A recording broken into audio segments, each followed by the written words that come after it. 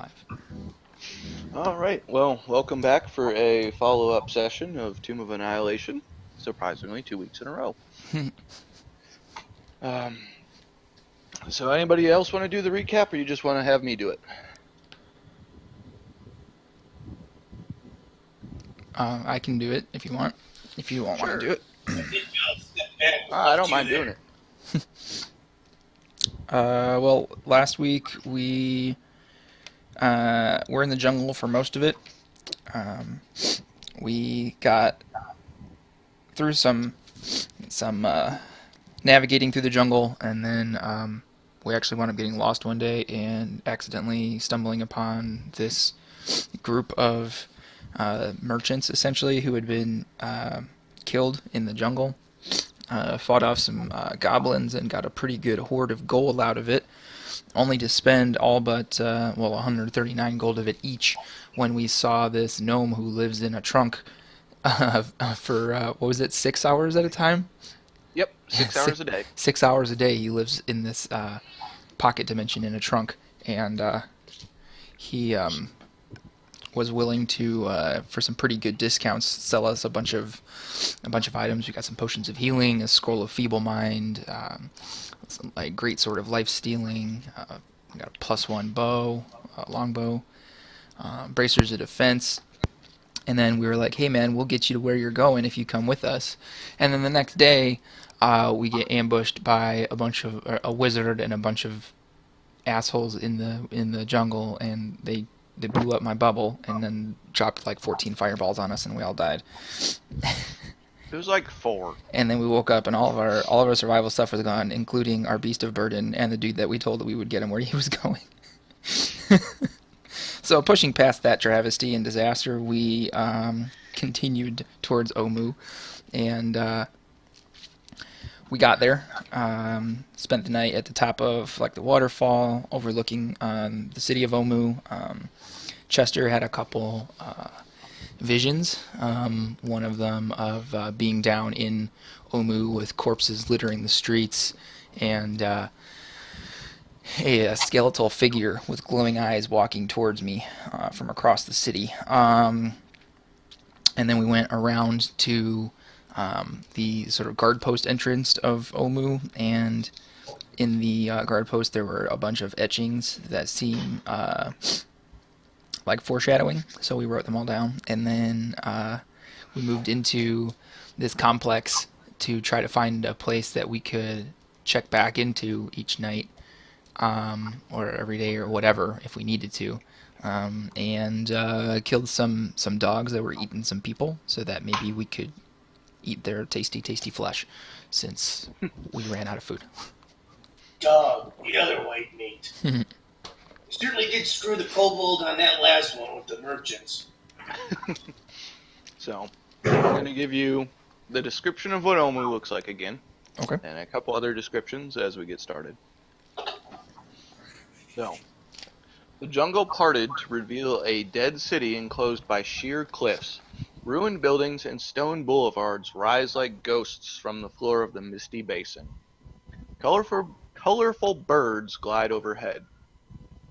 A waterfall pours into the basin, creating a swollen river that floods much of the city before draining into a deep rift filled with molten lava. A ruined palace lies a few hundred feet from the edge of the steaming abyss. So, then, let me find you your vision again,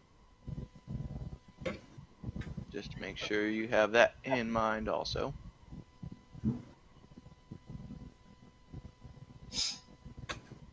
Because it's down here.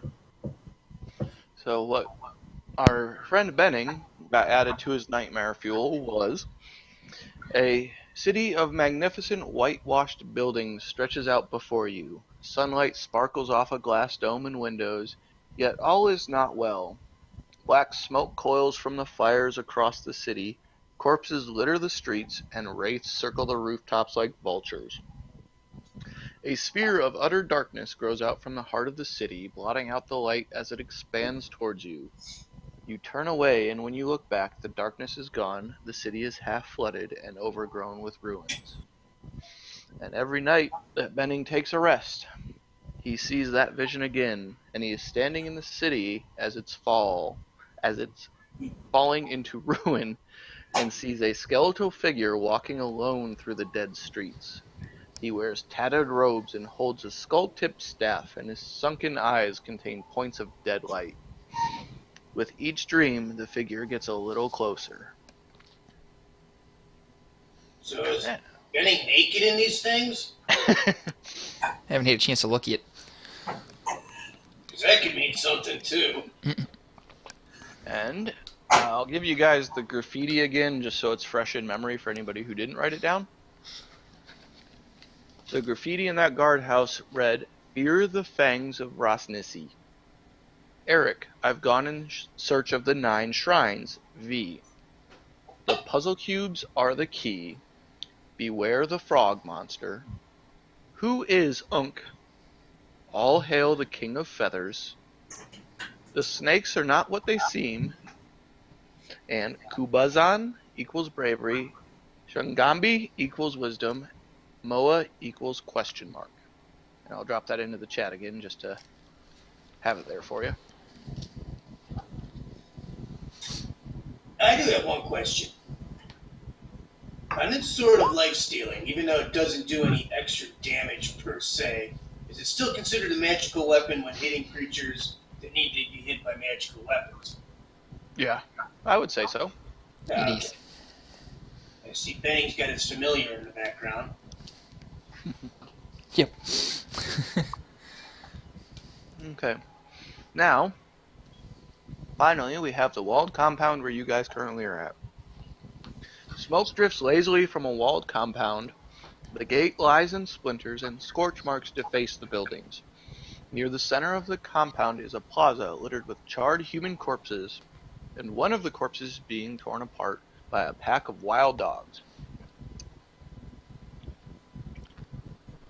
We can't eat the. Are you on them? You could make a investigation check. Oh. I gotta go to the other tab. Alright. 18. On the corpses, you do not find anything of value. You do make note that these appear to be red wizards. About 3 of them that you're seeing in this courtyard. About 20 human mercenaries. And 7 just kind of pack humans, people to carry their goods. That are just charred and ruined and killed throughout this courtyard. You also spot off in the distance what appears to be some kind of a pole or just weird collection of items that does not seem normal to the area. What are the items? Make a religion check for me. Did you say a pole? Mm-hmm. Like a giant stick in the ground? You're still a little ways off from it. Right, but I'm just making sure I'm understanding the word you're saying. Mm-hmm. 16. With that, you recognize that this is a spirit pole, and that a symbol on a wall behind it is that of Dendar, the night serpent devouring the world. This pole you see is a glaive that has been thrust into the remains of a burned out pyre.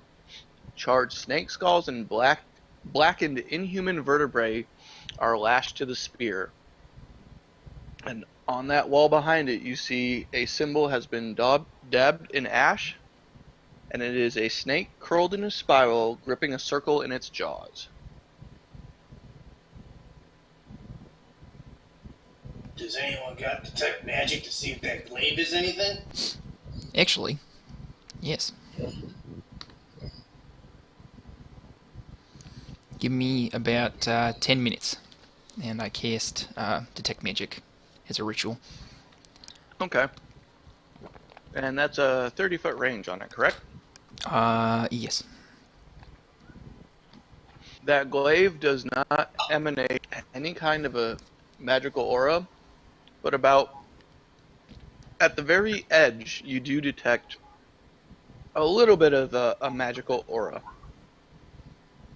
Can I tell from the aura what type of magic it is? I'm trying to remember which one this is. I forget all the types. Whatever healing magic falls under. Restoration? No, that's Yep, Skyrim. there we go. Good enough for me. I can find out real fast. I think it's abjuration. Something with a TH. Transmutation? No, Thaucamy or something. Thaumaturgy. Let's find out what it is. Because I don't school. remember. Evocation. You said evocation? Evocation.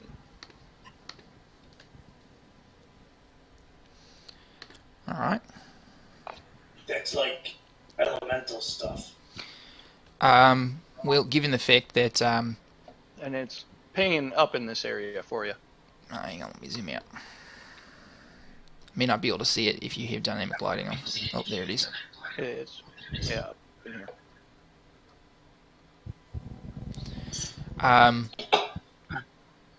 Yeah, I'll start working my way over there. Okay. Oh, that's a hut. Yep. You're still seeing it, and it appears to be buried underneath this. Alright. Well, I tell Rurik that there's nothing particularly special about the glaive, but probably still don't touch it. And can I, while still having detect magic up, because it lasts for 10 minutes, look for like traps or signs of life that might get in the way of me uncovering this particular piece of magic item? Yeah, just make an investigation check for me. Alright. That is a 24. There don't appear to be any kind of traps or unnatural hazards here, just the usual ones of what appears to be a wall that's been hit by a couple spells and is probably more unsafe than anything, trap-wise that would be here. Alright. I point out you said it was like under a pile of rubble? Yep. I point out the pile of rubble so that people can help me uncover this magic item. Well, hey, how about if I shore up the wall so it don't collapse on them while they search through the rubble? I'm a dwarf after all. Alright. What would be a good one for that? Instant success. I wish. I know you have the stoneworker thing from dwarves, which I think falls under history. Let's make it a survival check, just to see how well you can shore this up with what you have on hand.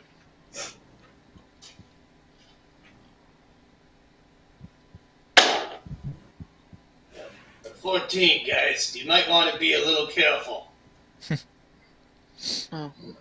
Most of the mortar and stone that has broken free was from the higher portions of this wall, and with the readily available jungle vines and some of the logs, you're able to pretty reliably shore up this wall for what you have on hand.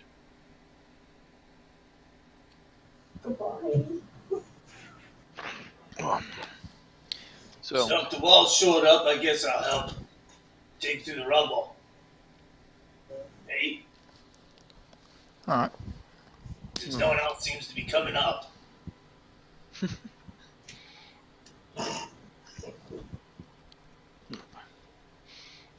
what are Wally and Cloggy up to? What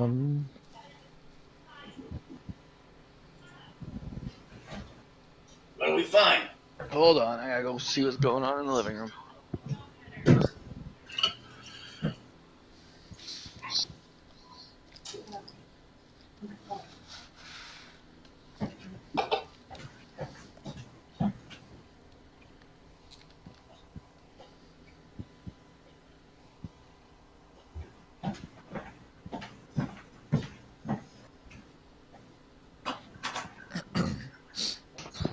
There was a poop-related incident. Sorry.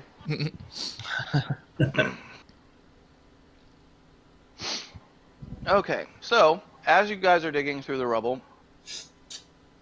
suddenly you hear the crack of glass, and the magical aura seems to dissipate. But right as that happens, you also see a hand flop out from underneath the rubble, and it twitches slightly. And you hear a slight gasp as if a weight has been taken off of whatever this is, and it's able to finally get air again.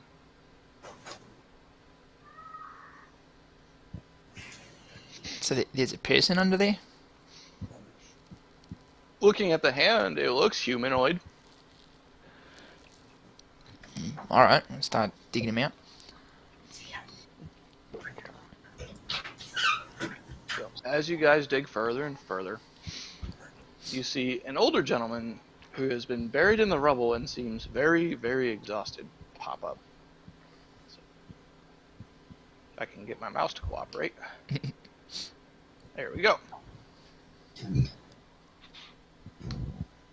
And he looks like he is on his last legs.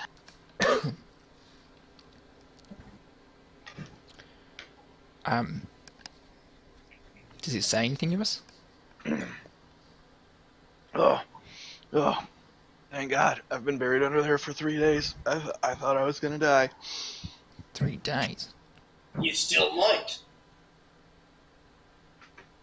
Oh, I can't thank you guys enough. This has just been absolutely horrible.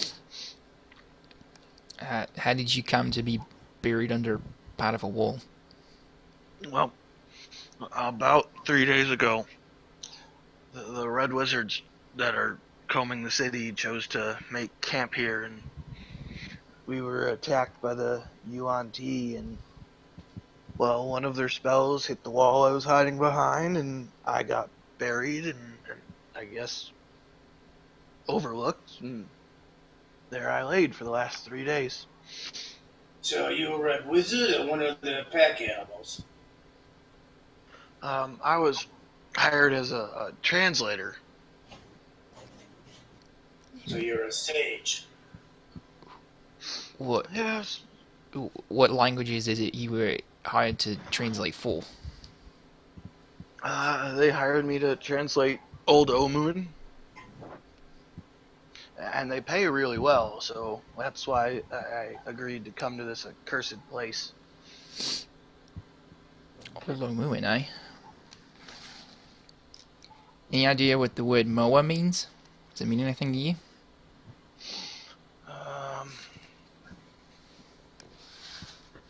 Not that, give me a quick second. Let me make sure I'm giving you good information. Well, so what were you asking him, Corey? Moa, from the guard post etchings, there was that Kuzban, Shamambi, and Moa. Equals, we don't know. Right. Yeah. I didn't read all the way through my list.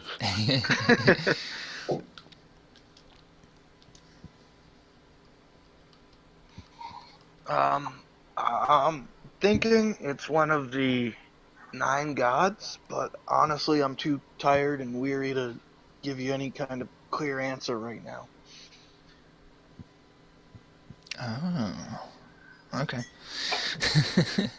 That makes sense. Well, why don't you come with us? You could help us out, and you're already been paid anyways. Do you have any skills other than just said translating? Well, Like, do you have a mana to keep yourself alive? Well, I have a short sword and a hand crossbow. As he holds up the hand crossbow, one of the arms of it breaks off, and he just kind of looks dejected. Well, I had a hand crossbow. Alright, listen. We don't really have supplies to carry an extra person. However, it's not really in our best interest to kill you. So, I'm thinking that, you don't kill us, we don't kill you, and we sort of do whatever it is we were going to do before. You were with the Red Wizards. What were they here for? Um, they were trying to figure out where the Soulmonger was located. To what end? That they didn't tell me. I was just hired to translate and help them acquire the Soulmonger. Do I think he's telling the truth? Can I make an insight check? Yeah, make an insight check. 7. He seems pretty on the level. All right. He seems like an honest guy to you. Um.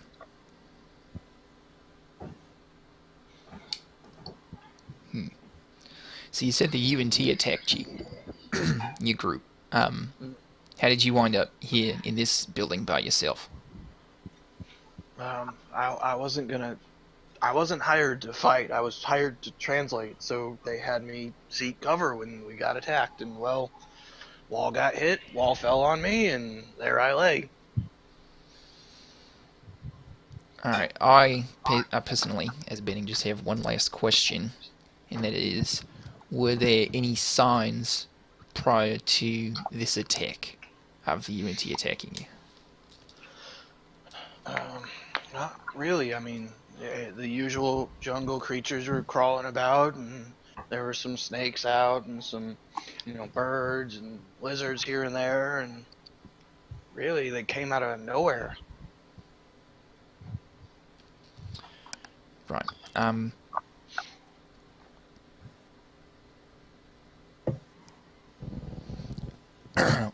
Wally, Cluggy, do you guys have any information you want from this guy? Any questions you have? No, not that I can think of. How do we get out of here?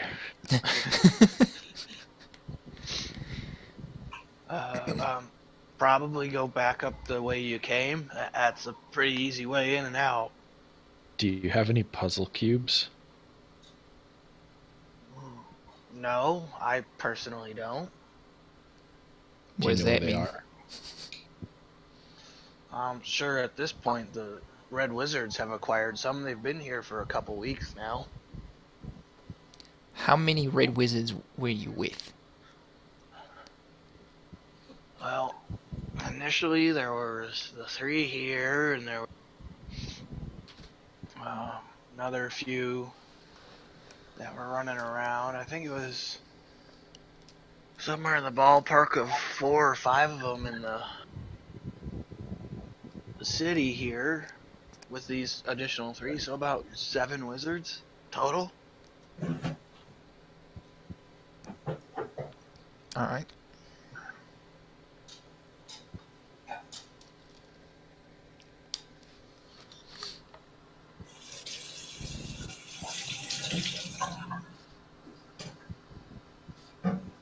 Alrighty.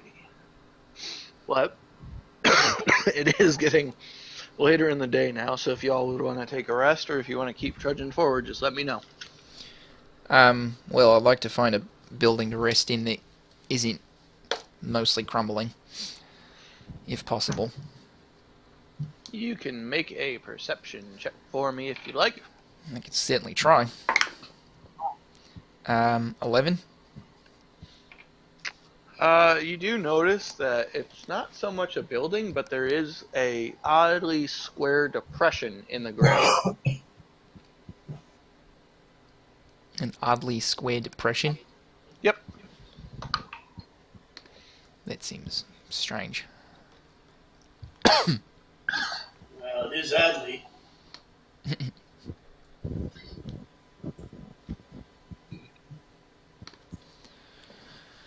Where's this impression at? That would be right back over here. Stupid thing. Here. I don't see shit. It was up this way to the north. Yep. Right there.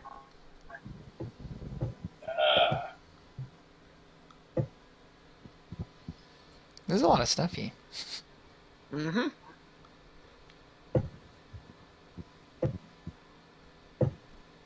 Whoa.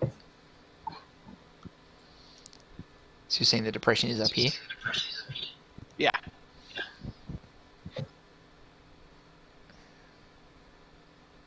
So as you look into it, it looks like it was at one point a cellar, and it's just kind of collapsed inward due to age and lack of care. Make a perception check for me, whoever wants to look any further into said cellar. Natural 20, 25. All right. As you're looking in there, you catch out of the corner of your eye the glint of something shiny, and it looks like to be a dust-covered statue of some sort. And it seems to be on top of altar of types that seems to have a kind of really dark, kind of slimy stain to it that is long ago dried.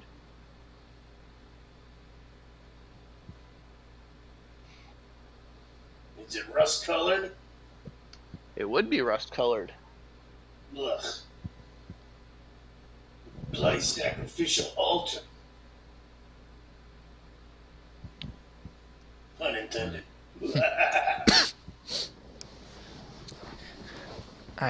Not really sure what to make of it. I mean, it's a decently sized cellar.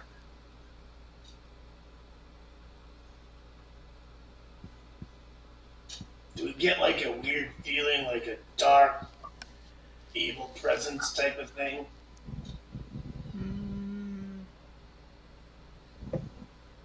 So you're looking to see if you get some kind of a evil feeling from it. Yeah, you know, like when you're not really supposed to be someplace, or it's cursed, or Make a perception check. See if you get that kind of a feeling.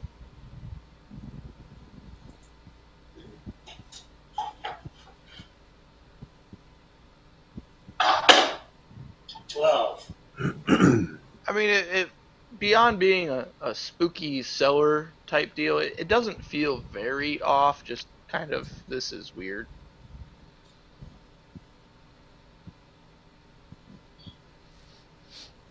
Is this the best choice we got to rest? It's the best thing I found.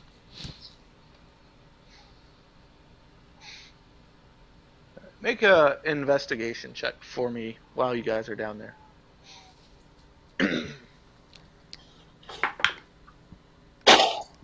Jesus Christ, I need 10. 16. Okay.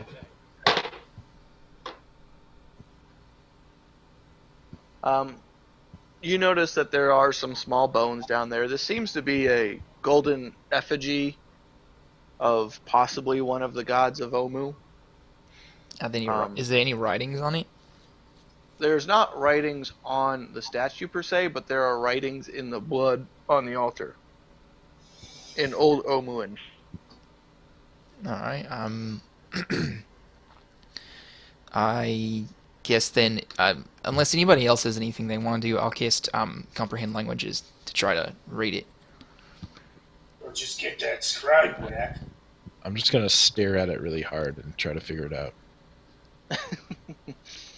Okay, well, through Comprehend Languages, you notice that it's actually a prayer, essentially, to this god, and it's begging for the life of a sick child. Does it say the name of the god? It doesn't say the name of the god, but the statue is, probably, it's not very large. It's probably about the size of a 24-ounce, can. Uh-huh. But it is made out of gold. Uh-huh. And it's probably worth about 50 gold pieces. Mm-hmm. But it's a religious idol. It is. If anybody wants to make a religion check to see if they can identify the god. Yeah, why not? So I can try. 19. He wins. Yeah, I also got a 19.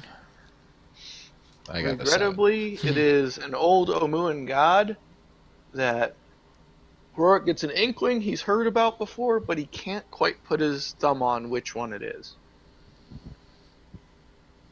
It's right at the tip of his tongue, but it's just not coming to him.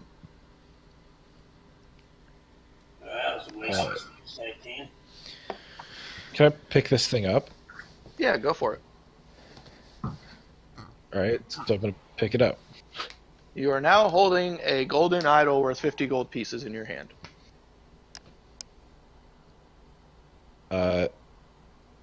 Is there anything on the bottom?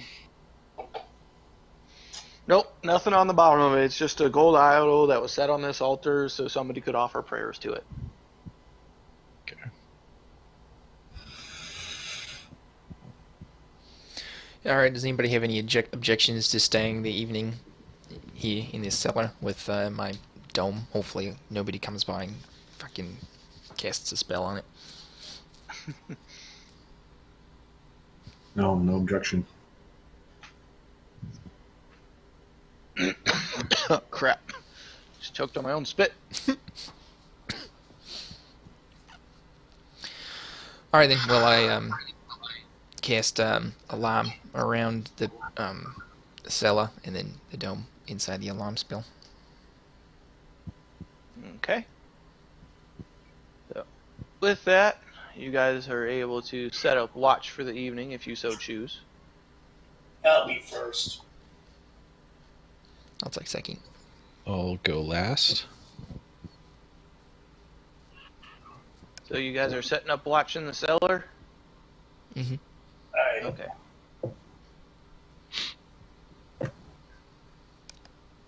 Are you gonna have Orvix with you, or are you just gonna let him wander on his own?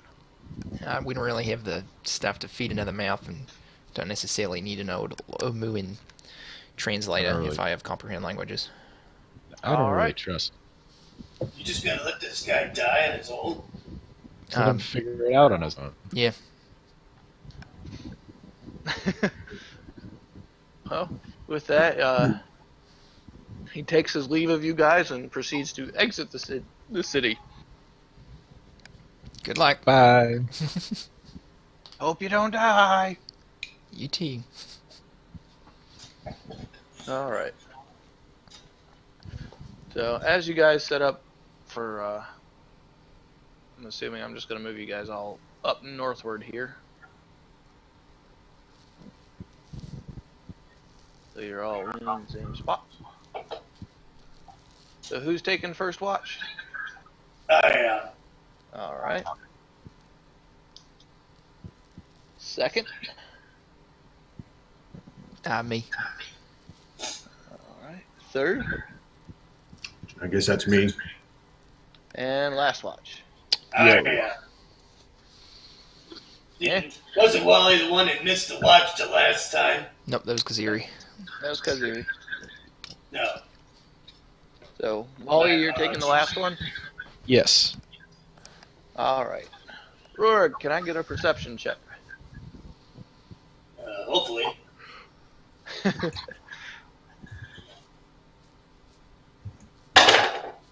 17. Okay. Your watch starts off pretty, average for what you've gathered about Omu. You see the sky start to darken behind the multitude of ruined buildings and rubble and the vine overtaken buildings as the sky's turning from, pleasant blue into oranges and reds as the sun sets, and you get a nice casting of shadow. But as your watch continues, you notice a few kind of odd sounds coming from within the city. One notably, which being what sounds like snake scales dragging across stone. But when you turn around, it stops and doesn't start again. But other than, hearing a snake wiggling its way through the rubble around you, there's nothing really of note.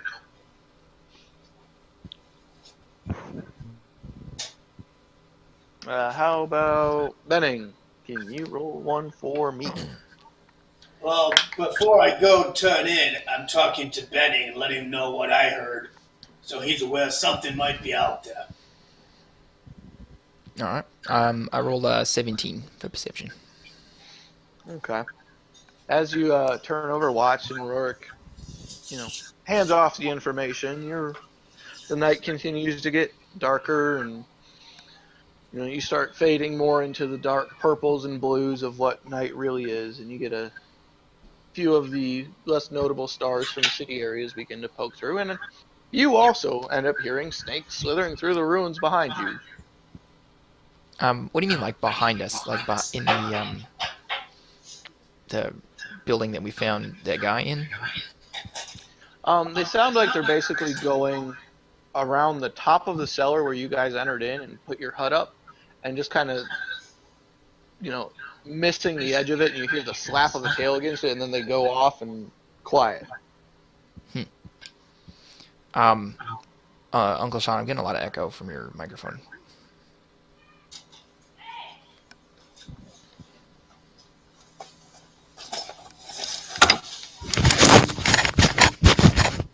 But other than snakes, nothing.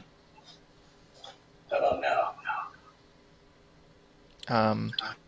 I don't think it's actually you, Ha! because now I'm hearing you echo. You just said it wasn't me.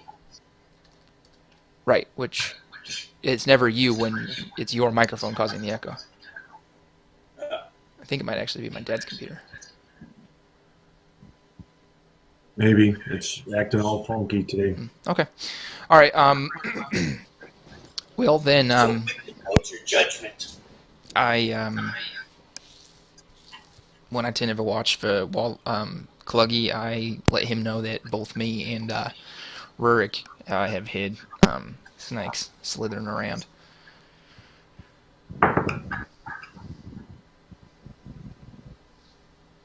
All right, what do you got for me, Cloggy? Perception, right? Yes, sir.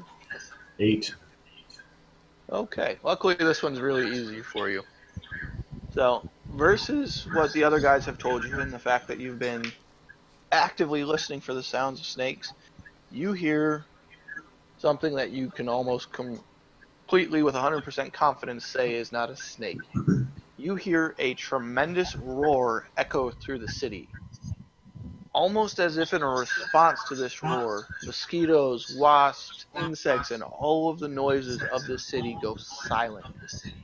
It's a deafening silence and is very eerie for where you have been and how much time you have spent in the jungle.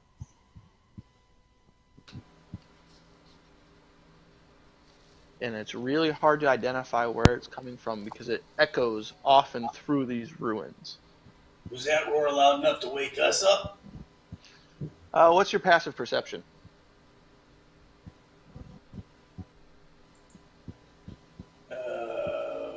12.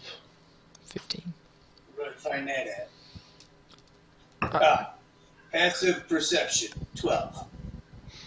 The only one who gets startled awake by this is Benning. Good, I can keep my shut eye. So, Cloggy, you notice that at the sound of this roar and then the deafening silence, Benning seems to stir from his sleep.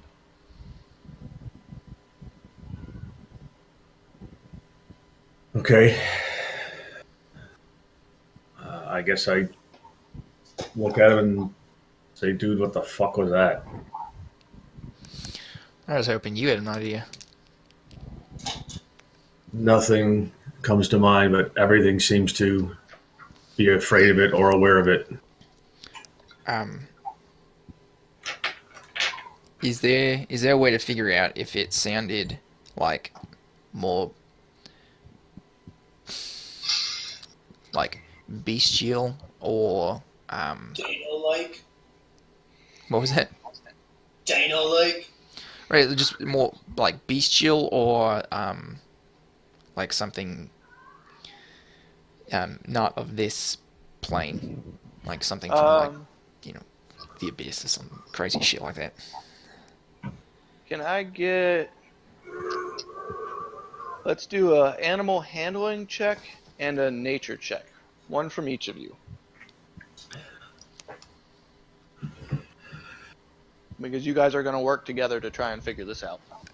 Okay. One of each of those, or one roll and One per person. one per person? Okay. Yep. Well, I rolled a 19 on animal handling. And on nature, I rolled an 8.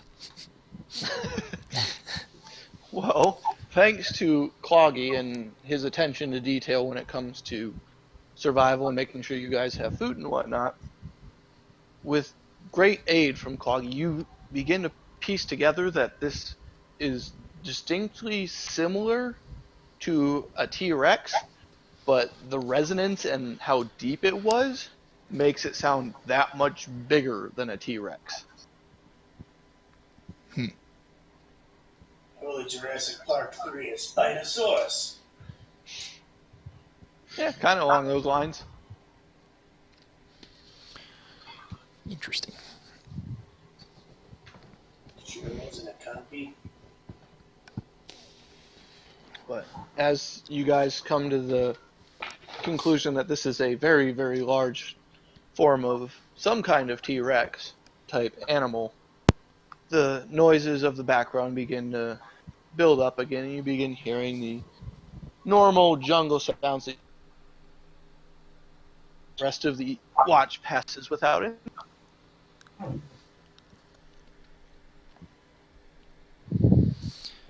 Interesting.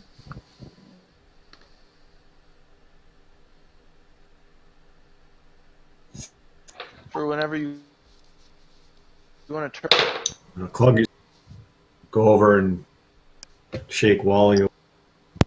Tell him that we heard something ginormous out there. Possibly dinosaurish. Scared the living shit out of us and everything else around us.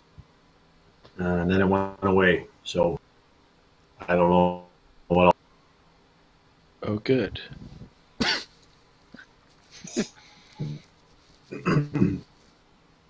All right. Whenever you want to, Wally, make me a perception check.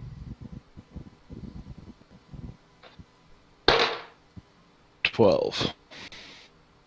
Okay. Your watch passes without incident. You don't hear any of the snake sounds. You don't hear any more from what could be a massive T-Rex. Just a normal evening that begins to pass into morning. You get to watch the stars fade from the sky, and it begin to warm up as you start your day off a little bit cooler as a light rain begins. Other than that, without incident. There was no T-Rex. Never happened. So you all stir to start another day in the jungle with it being a little bit colder with a nice light rain and gentle breeze blowing through the ruins of this city, making it a little slick and a little more hazardous to travel, but nothing you guys can't handle.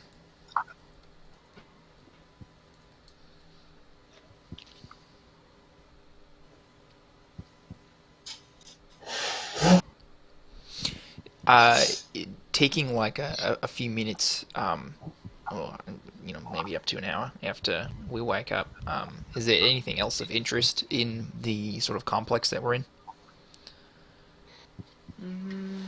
So let me just make sure. No, you guys have through another thorough investigation walkthrough of the compound on a new day. Nothing really seems to have been missed. You guys did a good once-over on it. Okay. But as you're making this pass through the ruin, make a perception check for me. Everybody? Whoever wants to further investigate the ruin. So is it investigation or perception? Perception. Alright. 20 total. 19. Actually, no, sorry, 17. 13. 10. Well, all of you take note of this as you guys are going through the ruins, because I rolled a crit fail, and they failed miserably. As you guys begin to leave the immediate area of the cellar, you notice where that individual you rescued was at. A group of Yuan Ti are hiding, well, attempting to hide in the rubble here, waiting for you guys to come out so they can ambush you. But they're doing a real kind of shit job of it. And think of it like when a toddler is playing hide and go seek and they stick a curtain over their face because you can't see them, so they can't see you. And you can still like see their feet and legs and stuff. Like, it's just their face that is covered. You know, you have one that's holding up a leaf in front of him, you know, invisible, and facing the wall, kind of tucked into it, trying to hide. And it's just kind of a really sad attempt at hiding. I sort of look to the party and I just like spark up a flame in my hand and be like, eh? I shout, Ali Ali Oxen free, and go attack him. Well, you guys are getting a surprise round. How do you want to handle it?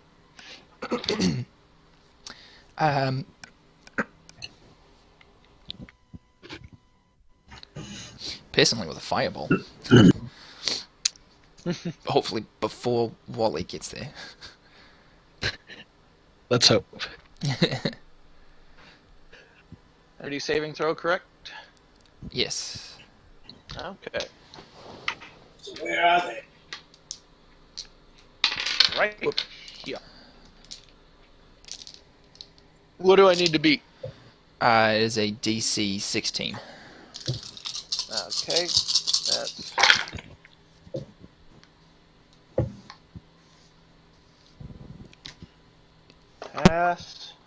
Pass. Fail. Fail. And a pass. So I rolled 32 fire damage, Okay. which would be 16 to the ones that passed.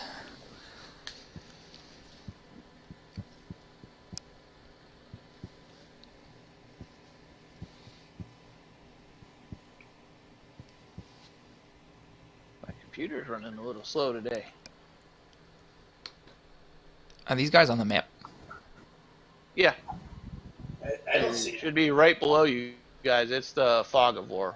Yeah. If you I'm just move. going to put Global Illumination on. Or disable Fog of War. One of the two. Let's just disable Fog of War. That'll make it easier for everybody. Fog of War.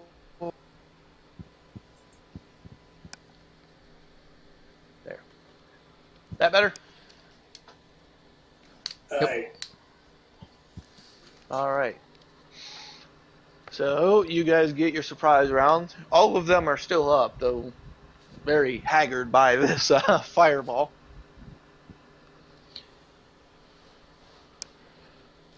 So, Wally, you can move where you want to. Rurik, you can move where you want to. You will have to go around the... Oh, you could... Yeah, you'd have to go around the outside of the ruins to get to that one on the north side.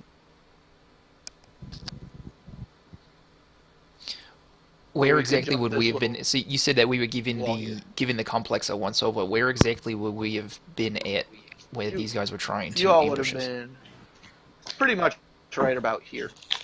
You know, somewhere in the entranceway, you know, from here to here. Ping the other one. Somewhere in that. How high is the wall? Way you're looking over it right now, it's probably only about 3 foot. Where you were at before was about 8. Okay. So I'm gonna go.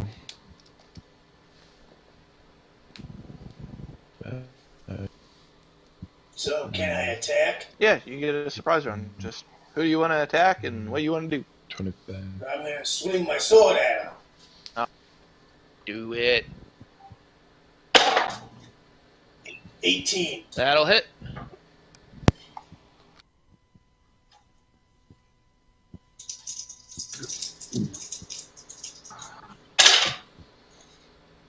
$13. Okay. I'm gonna swing again.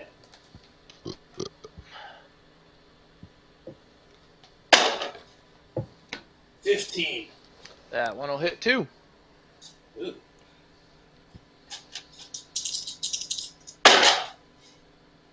What the fuck? 13 again. Okay. Still standing. Of course he is.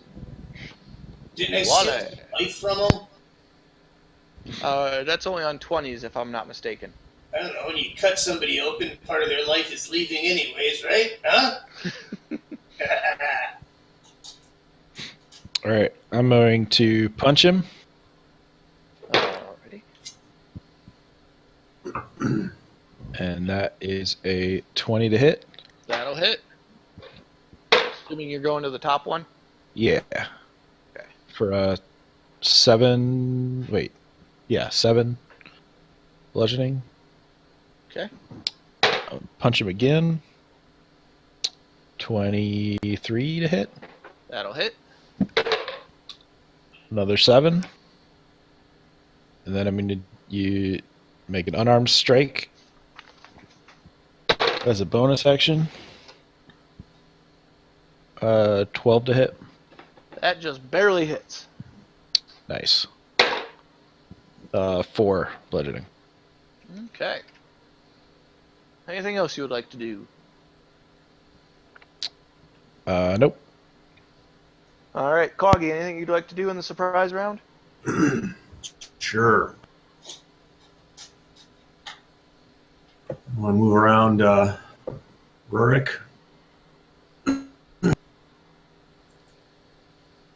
Hey, watch the elbows. And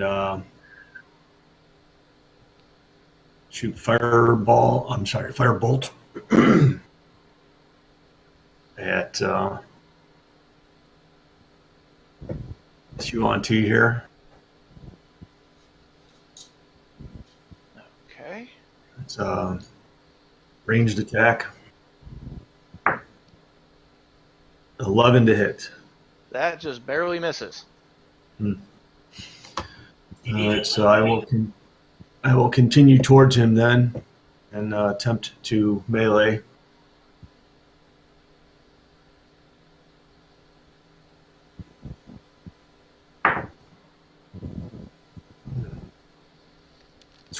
Twelve to hit. That is exactly what you needed to smack him. Okay. For 9 slashing damage. Okay. And my extra attack is a 21 That definitely hits. for 8 more slashing damage. Very nice. That's it. Okay. So, let's roll some initiative here since we got the surprise round out of the way.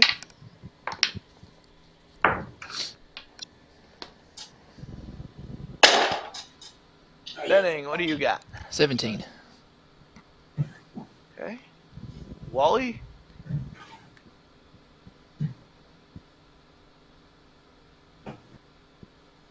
Wally?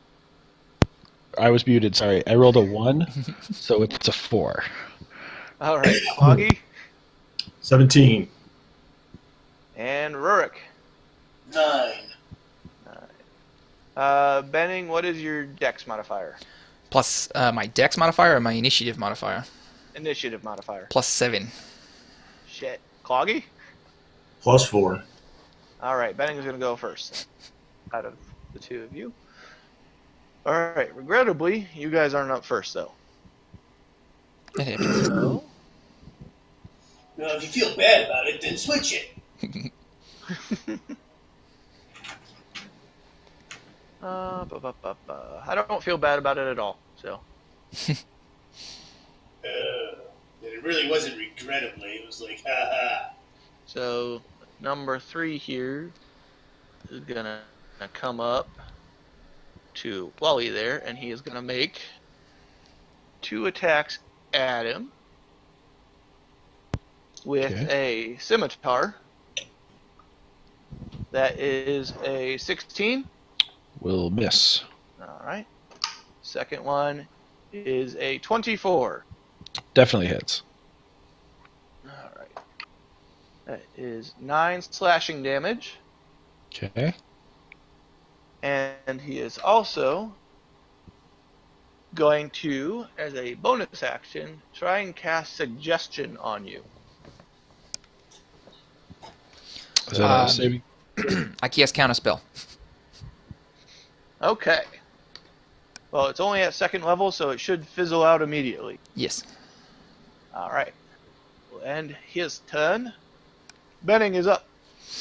All right, I am up. I need to. Where's it?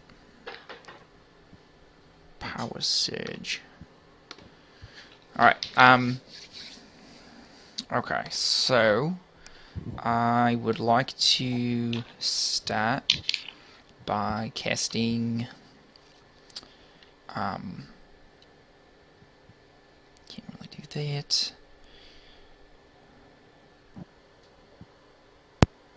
So we're gonna go with a nice Toll the Dead on the one here to directly to Wally's south. So that Okay. is a DC 16 Wisdom saving throw.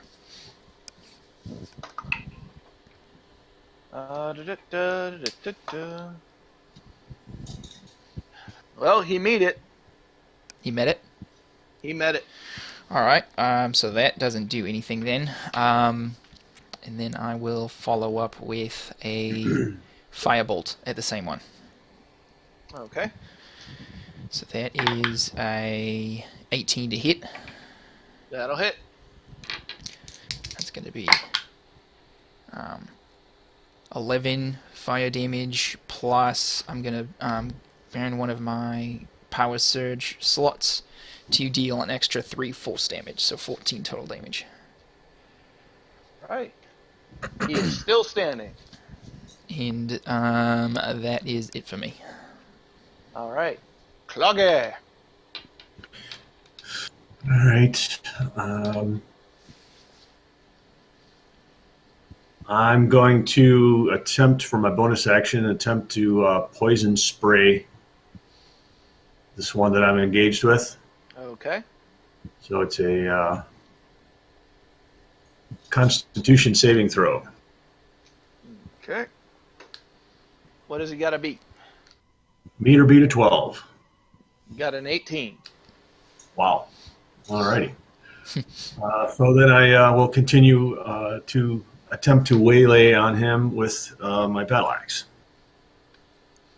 All right. You did notice when you poison sprayed him, beyond him seeming to just avoid it, he didn't really seem affected at all by the poison either.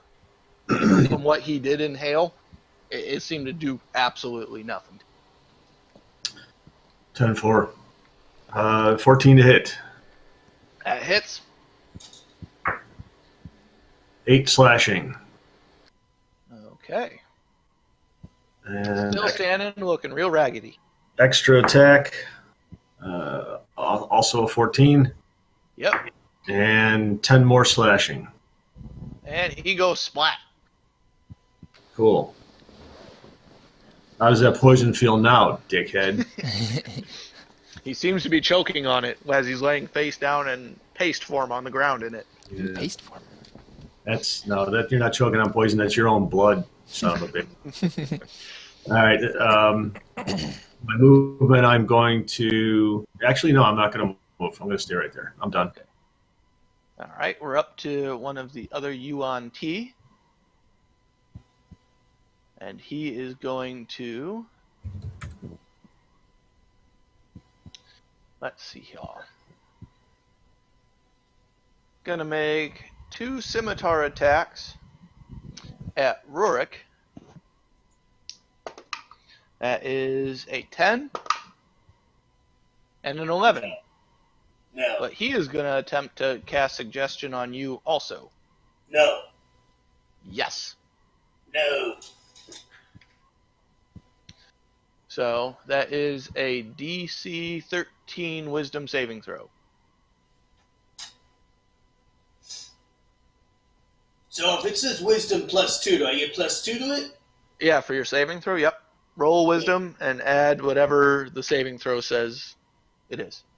Oh, I suck. 9.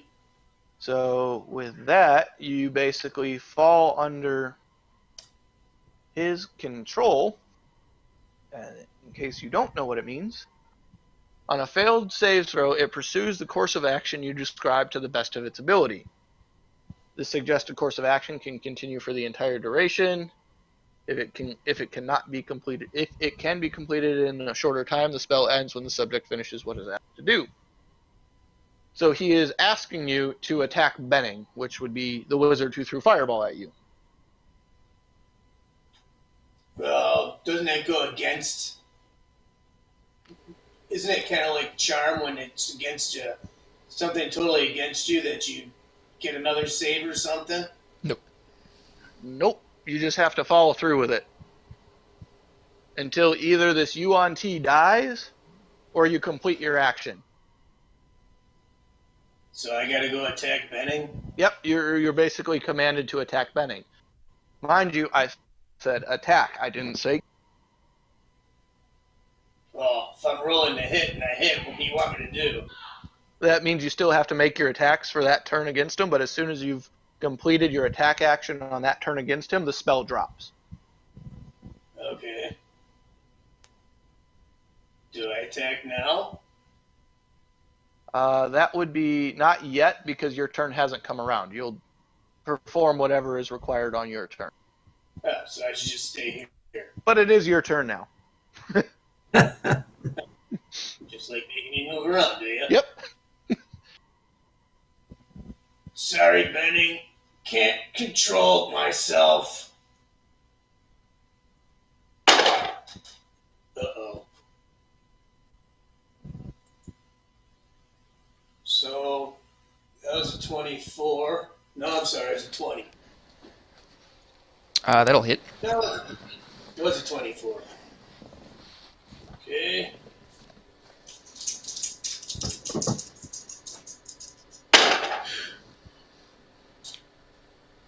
Uh, 10. 10. All right. Now, because I attacked him with that, does that break the spell? Can I go attack the other thing now? Well, you would be over here, so you would 3 of your movement, to get over there. Which, I don't know how much your movement is. I had plenty. So, after that first attack, yes, you could move back, which would be 5, 10, 15 to get over to Benning to make that attack. So you'd have 2 more squares to move back.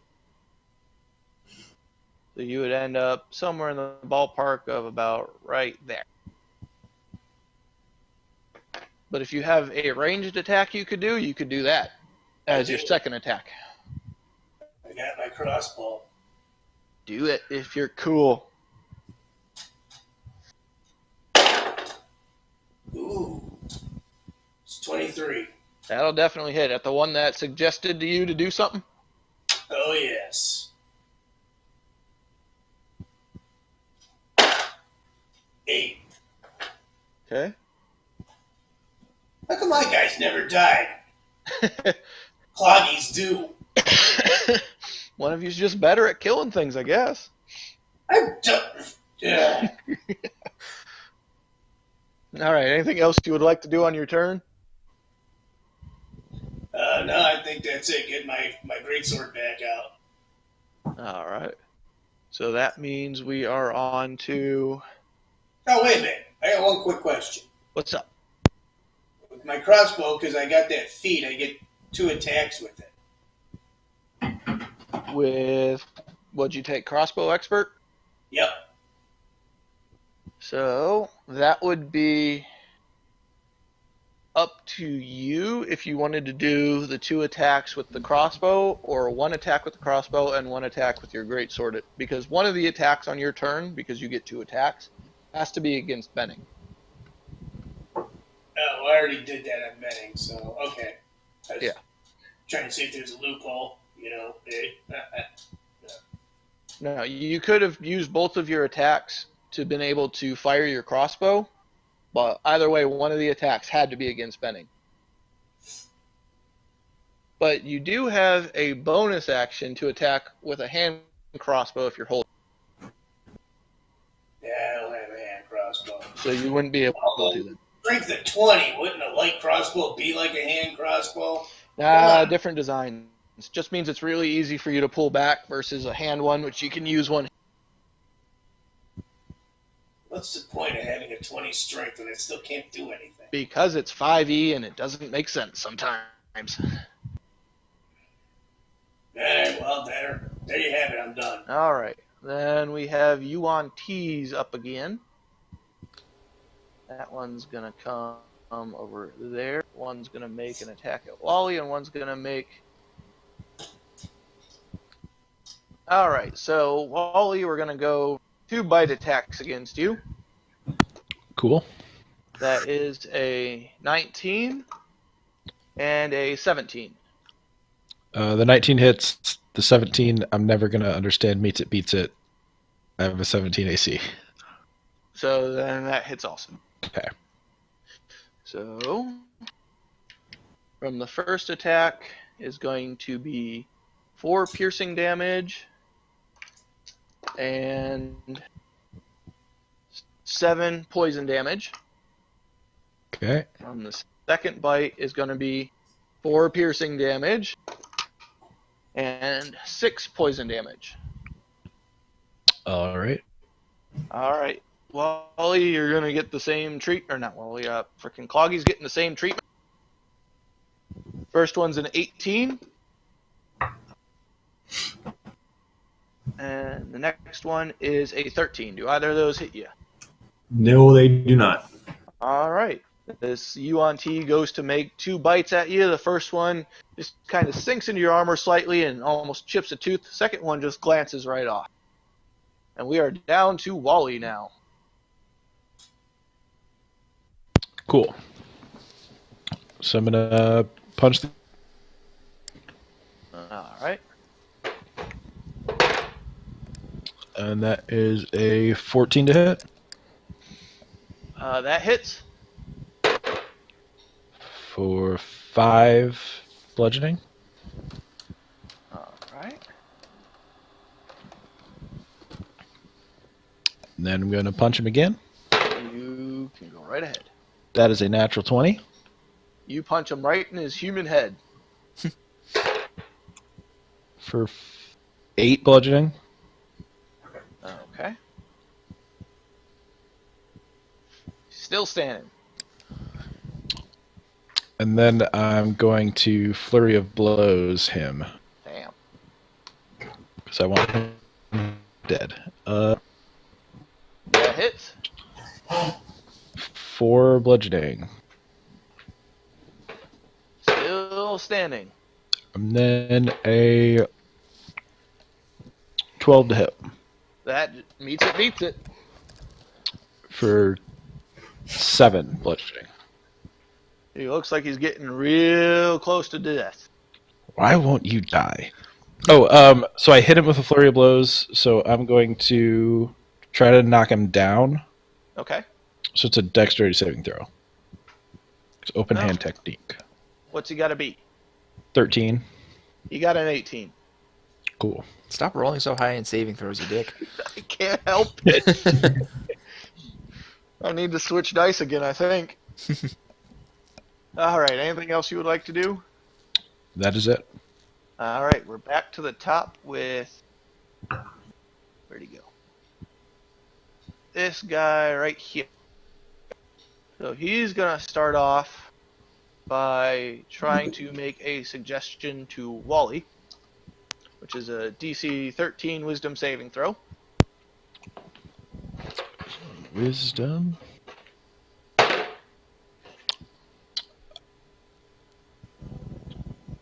That's a 20 total. Alright, you feel the snake's will start to invade your mind, and you shrug it off and just kind of laugh at his death. That being said, though, he is going to attempt to constrict you. Wow. That is a 9. I don't think that'll hit. That concludes what he is capable of doing. So, Benning is up. Alright.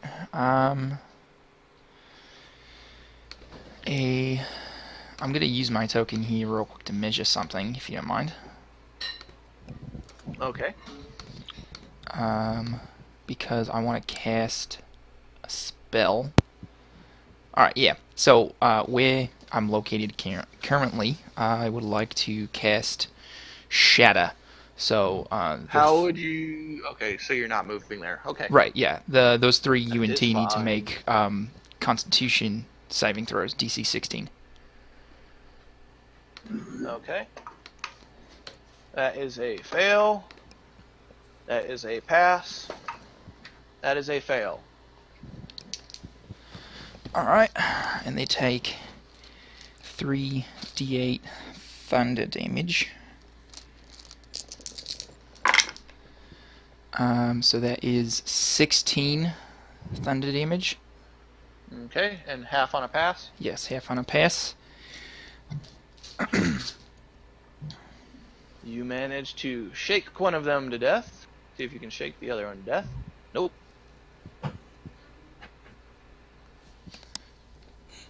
And then with my bonus action, I would like to cast Toll of the Dead on the one that keeps trying to suggest shit to people. Okay. So that's a DC 16 Wisdom saving throw. Fail. Fail. Alright, it's 2d12 damage because he's been damaged since everyone got hit by my fireball. You just cursed my dice. There is 14 necrotic damage. Alright. Still standing, looking I'm gonna very happy. pump in my last power surge for my that I have built up for another 3 force damage. He looks like he's about to drop, but barely holding on. Motherfucker. Alright. Cloggy's up then if you're done. Yeah, I'm done. Mr. Cloggy.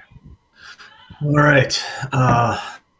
Without disengaging from the UNT that is next to me, I would like to use my bonus action to try and firebolt that one that Benning just hit, seeing as he's barely standing. Because you are in melee with another creature, if I'm not mistaken, Corey, that would be made with disadvantage, correct?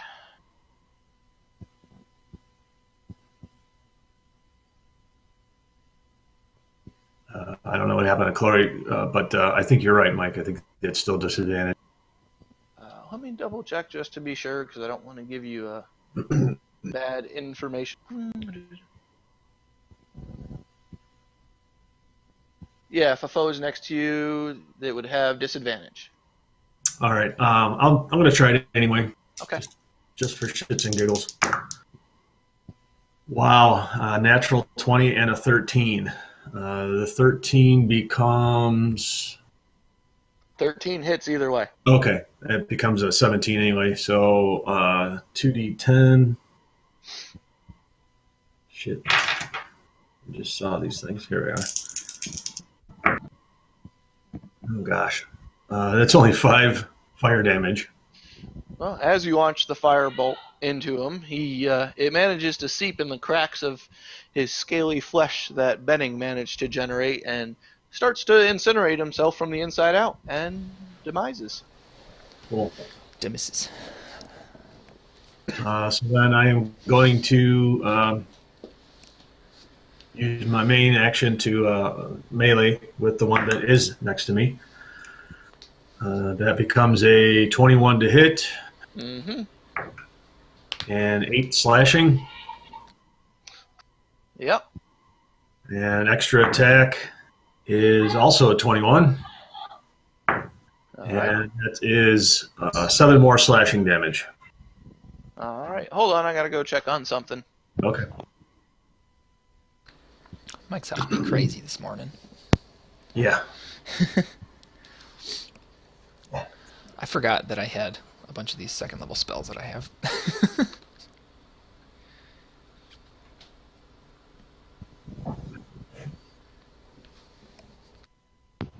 Alrighty, I am back. Okay. That is the end of my turn anyway. Okay. He is still standing, but very much damaged from what you have done. So that would be those guys are dead. Rurik would be up then. Oh. I'll go this way. I'm gonna swing with my sword. Do it. Or miss. I don't know yet. Hold on. 13. That just barely hits. I'll just barely cut the shit out of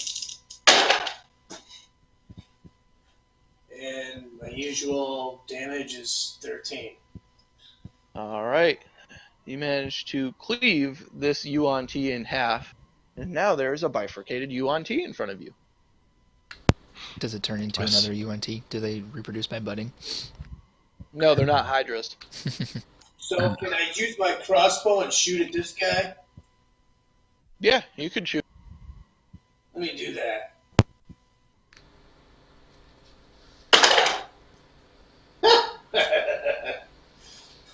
Hopefully I didn't get cloggy. Nat 1.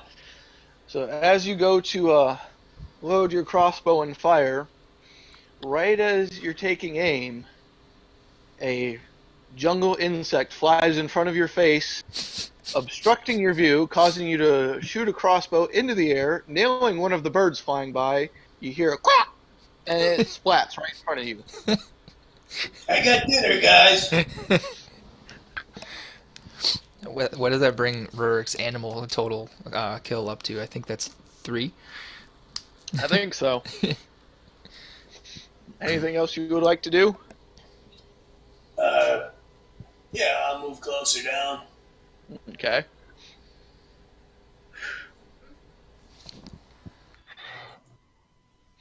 But if I get more movement than that, or is that it? well, you moved 10.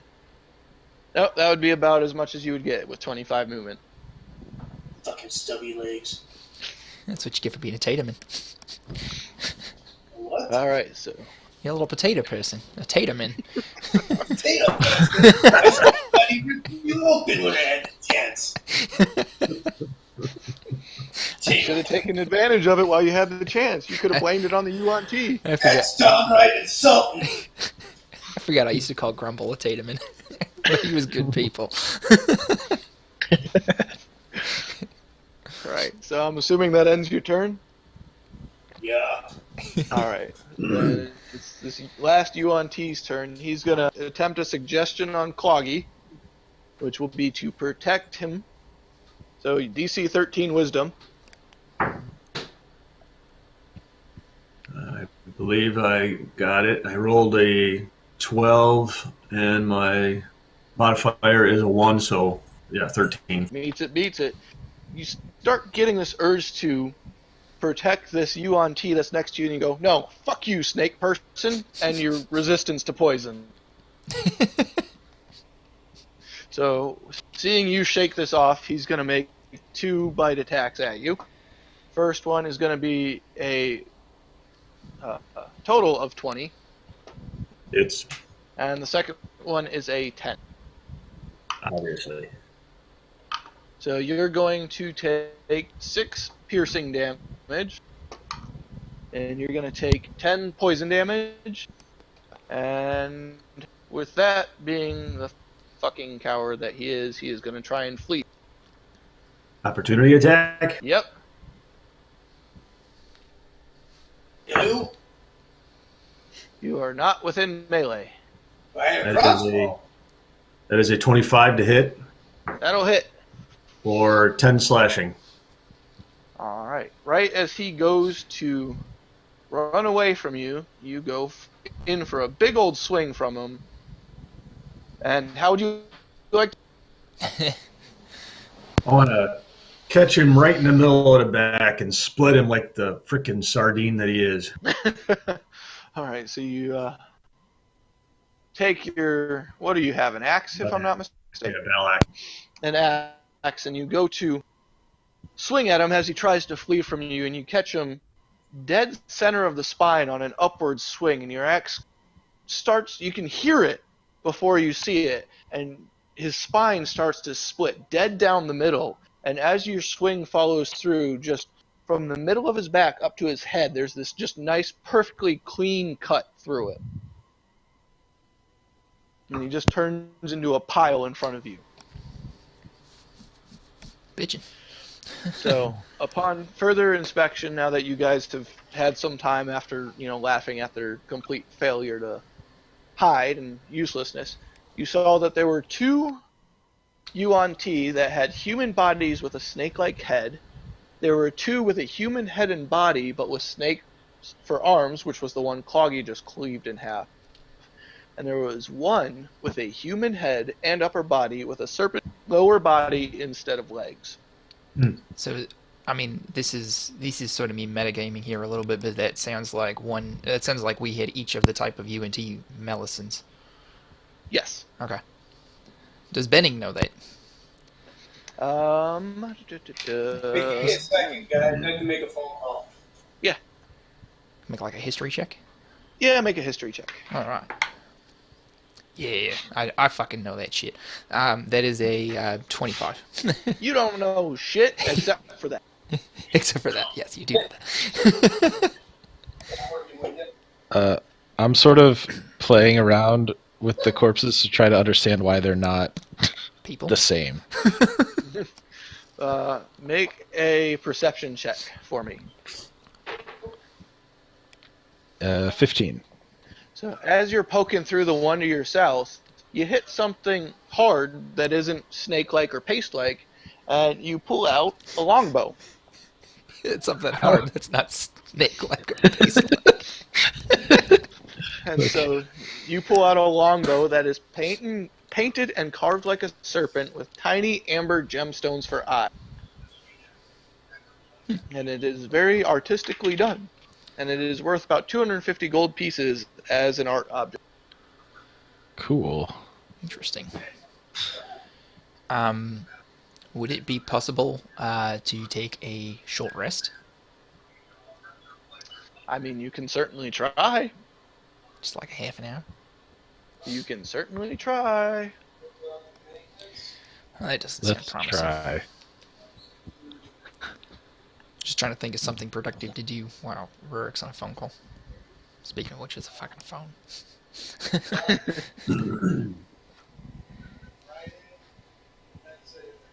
I don't remember when the last time it was that I got 3 kills in a battle. And the final kill on top of that.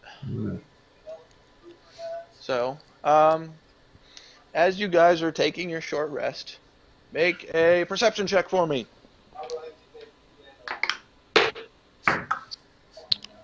Oh. 6. So, I'm just looking at this cool bow. I got an 8. you are taking your time and rummaging through the underbrush here, seeing if anything else is hidden while you're taking a short rest to regain some of your strength.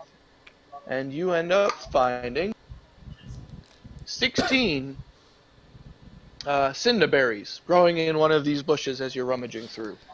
16 cinderberries. Okay, Yep. now, Mike, I have a question for you. I was reading through the Chult manual last night. I noticed that a lot of these things have effects that do things, right? Like with Yep. cinderberries, if you eat like 10 of them, it gives you like resistance against poison and disease or something like that. Yep. But their efficacy is only for 24 hours. So does that really mean that the 49 cinderberries that I have that I've written down are all junk? It means that for their intended purpose of whatever it is, so like the cinderberries would give you advantage against disease and poison for the next 24 hours. Mhm. Yeah, they're kind of useless for that, Mhm. but for other purposes, let's say making booze, not so useless. And also for upholding our sort of contract with that one Merchant Prince. Yeah. Okay. What So we you said it find? was 16 Cinderberries? Yep. Okay. So that puts Remember, us at they've lived here 55. their entire life. They have other uses beyond conventional for them. That Right. is. I just wanted to double check on that because I read that. I was like, oh, interesting. Okay. Yeah. All right. Okay. Short rest. I'm gonna roll a hit dice and use Arcane Recovery. What are we doing? Taking a short rest while somebody needed to use the message spell. I'll use 2. Well, All right. I am giving you the map of found out. Omu here, showing you guys pretty much right. Where? I'm gonna have used What my number? Arcane Recovery Number 2. to get a 3rd level spell slot back. You guys are down here. Yeah. Right where it says, you are here.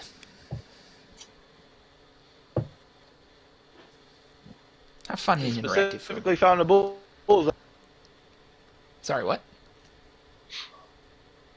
I specifically found a bullseye that said that for you guys. That's funny. It's the same shape, like the same size as like the icons, so I just figured it like came with the the thing on Roll20. Nope. I found one for you. What would you like to do now? All right, I do have a question, DM. Based Yo, on sort of an observation on Omu from above, I'm assuming that we have a fairly, while not specific, a fairly good lay of the land, right? Yes, and you've noticed that some buildings that have been numbered essentially stand out. Uh-huh. Now, I do have a That question. are numbered seem to stand out. I have a question that Benning would potentially know the answer to.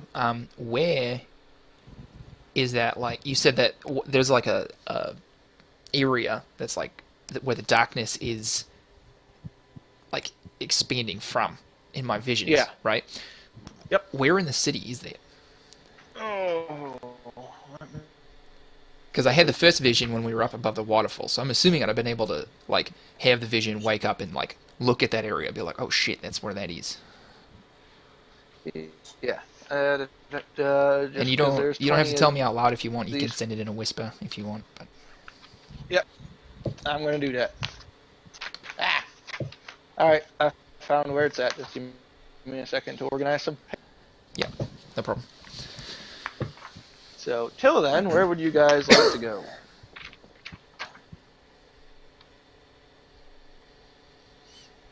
I feel Have like we been to 3? nah, we haven't been that way because we'd have to go all the way around where we are right now. I feel like going to right, like well- 7, 8, 19, 18, all those areas are going to be hard to do because of the way the river crosses through Right. the city right there. Walk across. We go to 3, which is just a little bit around, but probably about the same distance.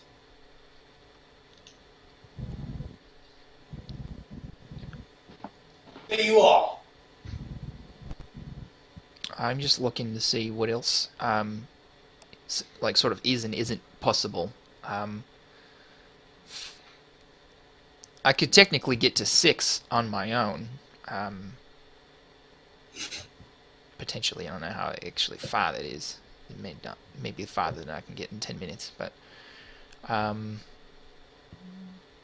not really interested in going someplace alone here. How the hell can you get to 6 on your own? Because I can fly. It's 1,046.9 feet. And I can fly Well, 60 foot up feet your ass. around. You can. This potato. 60 feet around, which is 6 seconds, So you which have puts me 10 at 600 feet a minute. So 6,000 feet in a casting of fly. You could make it. And that is actual math that I did. And I'm proud of myself. Good thing it's all multiples of 10. But yeah, I'm not going to do that. I was just saying that I can. I don't have any objections really to going to 3 or 4, whichever. All right. Well, party vote. Where We could stay in numerical order and just go to 3. number? So as you walk up to this building behind the burnt out camp that you guys are at with the walled compound, you see a rectangular pool of murky water stretches before this vine-draped shrine. Rope bridges that once spanned the water float on the surface, tangled with other debris. The shards of a toppled monolith form stepping stones to the middle of the pool where a statue of a stone frog rises above the water. Now, if you give me a moment, I will put you where you need to be. I'm going to go ahead and say nope to this one. Well, let's just leave. I just start buttering frog monster, frog monster, frog monster. I start stroking Wally's head. So are you noping the fuck out of this one or not? Yes. That's my vote. No, I don't really need to see a frog monster, so we. What'd you say, Rurik? What did I miss that you don't want to do this one? So one of the etchings in the wall at the guard post said, "Beware of the frog monster," Okay. and that seems like a pretty decent warning not to fuck with a frog monster. And the frog statue either is a frog monster in disguise, or when we go into the temple, there will be a frog monster. Or both, which would be intensely even more worse. So where do you guys like to go now? Number 4? Oh, Keep doing the tour of the city. Along, All right. this would be Olomuin Drive, right? This is like the strip. All right. Martin Luther Omu Drive. Number 4. A ruined shrine stands at the heart of this walled compound. Tall monoliths flank the entrance, decorated with images of a jaguar with 6 snakes sprouting from its shoulders. A stone door is set into the shrine beyond. So do you want to stay here or you want to run away again? What kind of shrine? Or statue, I'm sorry? It is a Jaguar. jaguar with 6 snakes sprouting from its shoulders. Man, is there any place in this filthy, misforgotten place that isn't a shrine? No. So, The snakes are not what they seem? Well, I think it really, knowing what I know, apparently, about UNT, I'm pretty sure that just pertains to snakes in general here in Omu. This is a big UNT city, and pretty much all UNTs can shapeshift into snakes. So, I don't know. Yeah.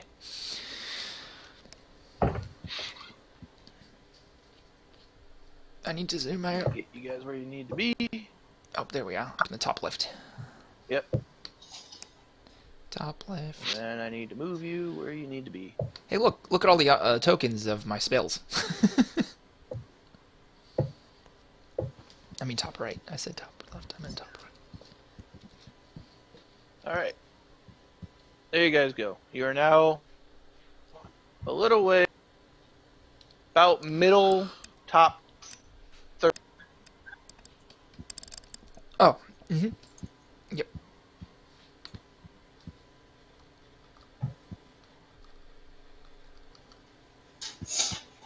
Boy.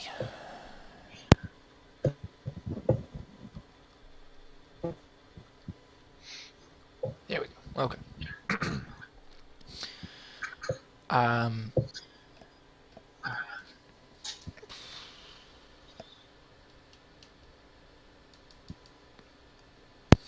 Are there any... Sorry, go ahead, Wally. So I just want to kind of poke my head in.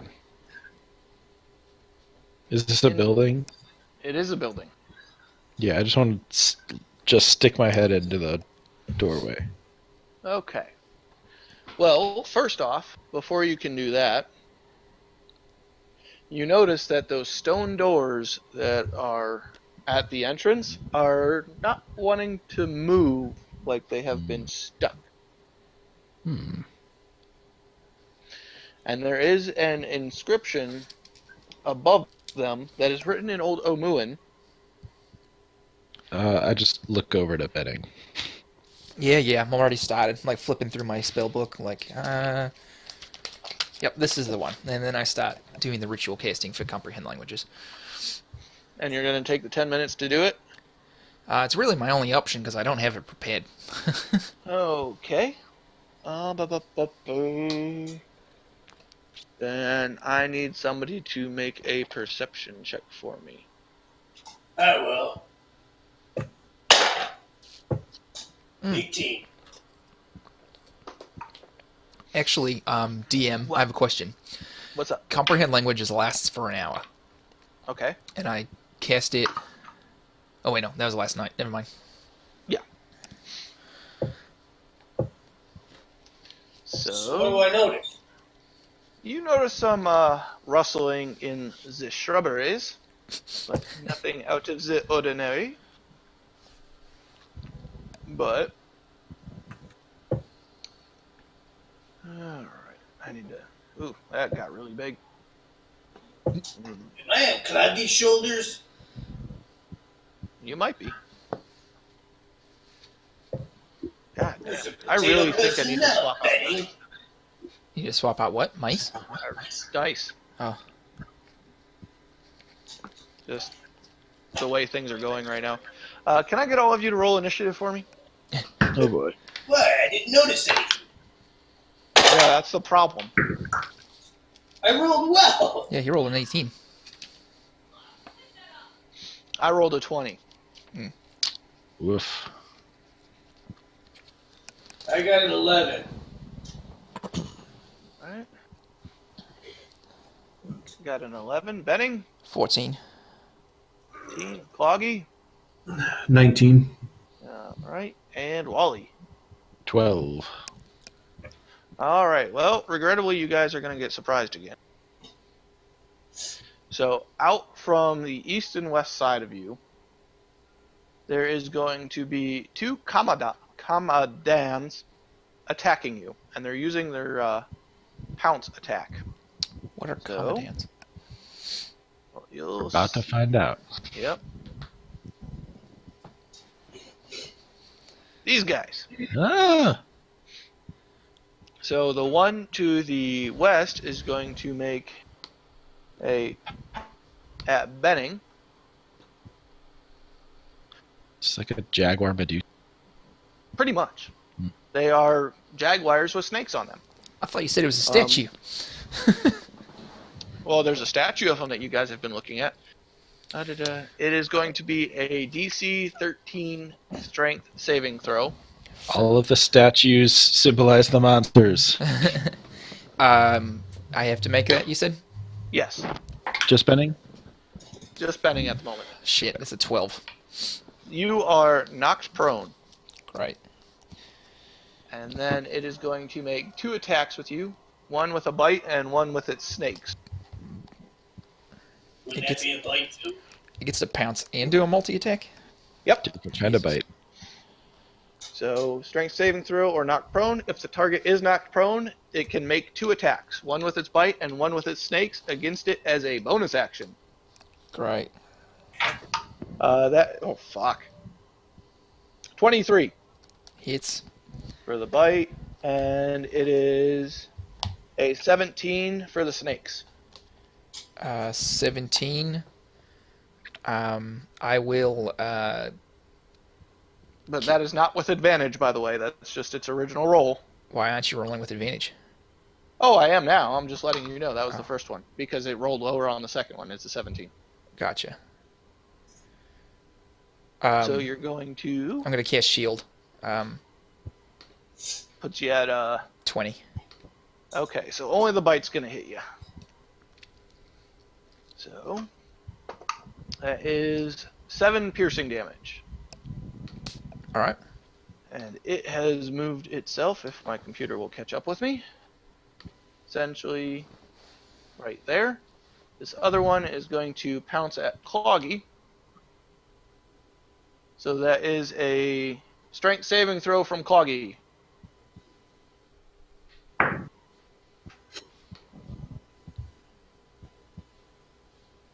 Dirty 20. All right, you pass just fine. Well, now we are going to start actual combat. And first up are the stupid cat things. I'm really considering swapping dice out, just so you guys. This first one is going to make a multi-attack against Benning, one with claw and one with its snakes. All right. So the claw is going to be a 19. Still misses. I thought shield only lasted one round. It lasts until the start of my next turn. Ah, even better. And then the snakes fail. Sweet.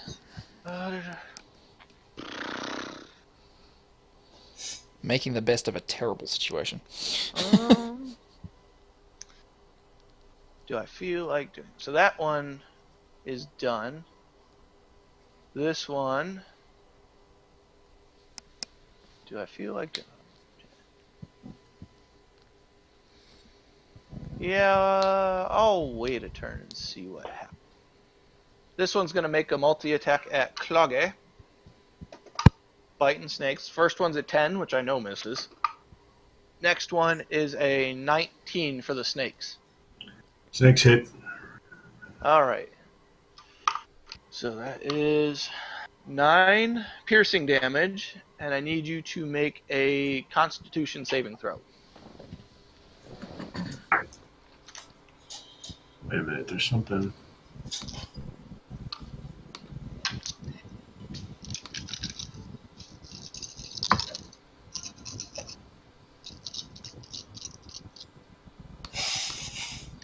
I thought I had something that gave me advantage on that.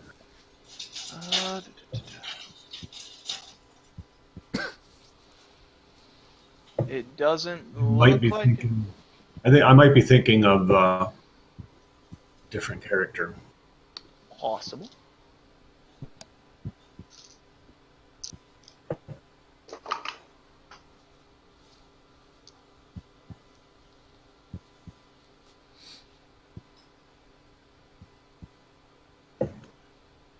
So, con saving throw?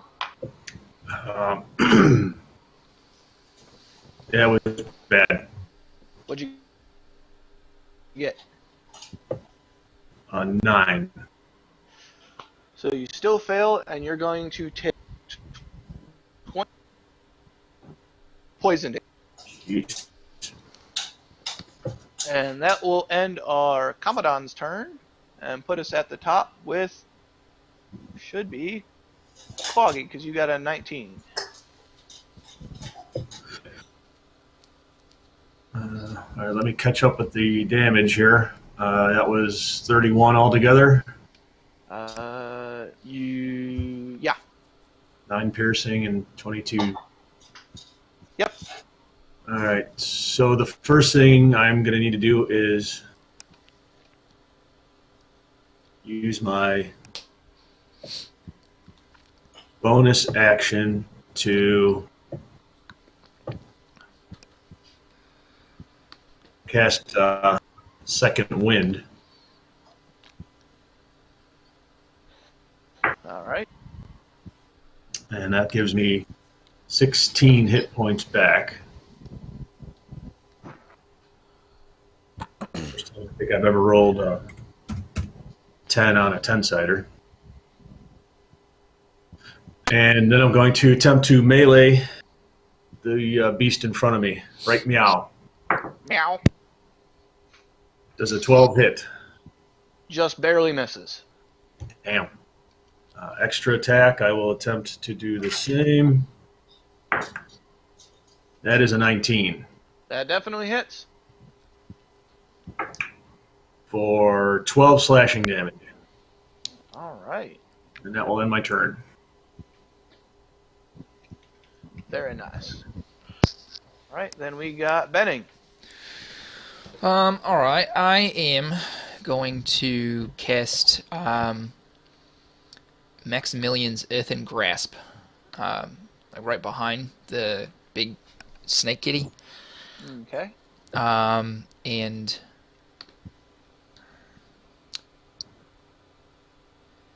it reaches for the cat. So it must make a strength saving throw, DC 16. Okay. It passes with an 18. Damn it. Alright, and then I stand up to end the prone condition and cast Shocking Grasp on the cat. And that's going to be a 25 to hit. That'll hit. Alright. And that's going to be 15. 15 lightning damage. Alright. Anything else you would like to do? No. Alright. Wally is up. All right. I'm going to jump over here and whack that guy with my quarterstaff. Okay. It's a 14 to hit. That'll hit. Gonna do 7 bludgeoning. And Keep then going. and I'm gonna use a key point to stunning strike him, so it's a Constitution saving throw. Right. Natural 20. Great. Hit him again. Okay. 11 to hit. That does not hit. Okay, and then I'm going to Flurry of Blows. That one's probably going to miss because that's a 10. Yes. And the it does. second one is a 15. That hits. That's 7 bludgeoning. Alright. And I'm going to try to push him back 15 feet. So it's a strength saving throw. That is a 15. He passes. Okay, so he doesn't move at all. Yeah, just let me double check. Yep, that's a 15. Okay. And that's Anything it else for you me. would like to do? Nope. Alright, Rurik's up. Since Wally there got in my way, I'll go this way. Now I'm gonna attack this thing.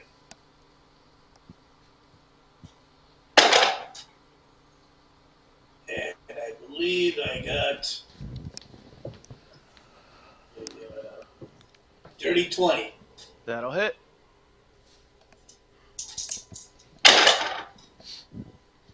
For my usual 13. Second attack. 19. That hits. Oh my god! 17. Anything else you would like to do? What are my options? You can cast a spell up to second level as a bonus action. Yeah, he can't. Sure. Other than that, you're out. I guess I'm done. Alright, that puts us back at the top with the Commandants. Wait a minute, isn't he dead? Nope. You're in endgame stuff now, pretty much, so it's gonna get tougher. Bloody hell. The westerly one is going to attempt to multi-attack Benning again with a bite, which is going to be a 20 total to hit.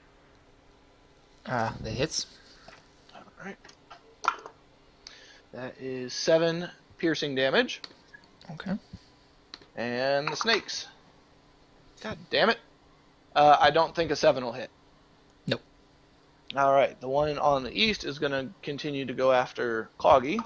Multi-attack. That is a 18 to hit for the bite. Nope.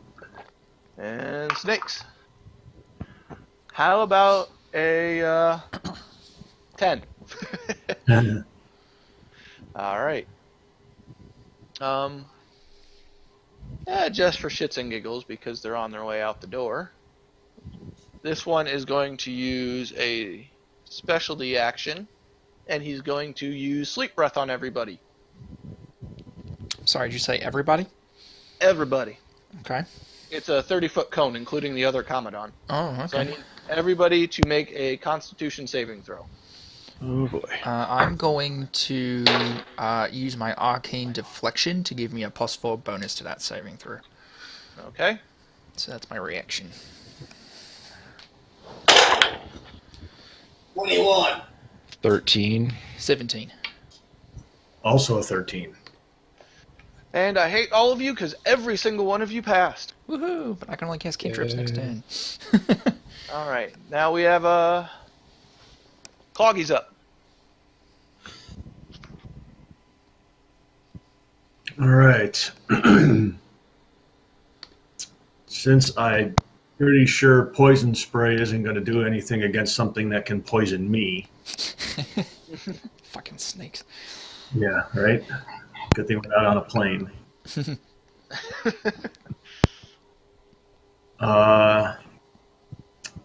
For my bonus action, I would like to cast Burning Hands. Let's see, I don't think I have. No, I only have one level at first level. Okay. On the one to the right there, the one on the east. So that's a Dex saving throw. Alrighty. That is a 9. Then Mr. Nasty Kitty Cat here will take, because he needed a 12. Oh, good lord. 8 fire damage. Alright. He is singed but still standing. And then I will go for some more melee. Oh, yes. Nat frickin' 20. So that's 10 plus, so for 14 slashing on that one. Okay. And extra attack. Ouch. What are the odds? Does a 9 hit it? 9 does not hit. All right, then I am done. Right. Benning is up. Alright, with my action, I would like to attempt to have my Maximilian's Earthen Grasp make another attempt at grabbing that kit. Which is a strength saving throw Yeah. of 14 total. 14. Alright, it is grabbed. Which means it takes 2d6 bludgeoning damage and is restrained. So that is 9 bludgeoning damage from the hand grabbing it. Alright. And then because of the fact that I did my arcane deflection, I can only cast cantrips. So I'm going to go with Toll the Dead, so wisdom saving throw. Okay. I doubt that's going to be enough, but 4. Nope, 4 does not do it. So that's going to be 2d12. That is 9 necrotic damage. It is still standing. Son of a bitch. That's it for me. Are you done? Alright, Wally's up. Okay. Let's punch and kick this guy some more. Do it if you're cool. 22 to hit. It is restrained, so you have advantage. Yeah, so if you want to see if you can get a nat 20 on each of your attacks, roll twice. 24 to hit instead. You're still going to hit. With my quarterstaff. So that's a 7 bludgeoning for the Right. first one. The second one is a 22 to hit. Yep. 11 bludgeoning. It looks on death's door. And I am going to just make an unarmed strike as a bonus action for 18 Expired. and 9 bludgeoning. Did it matter? No, it's dead. Okay.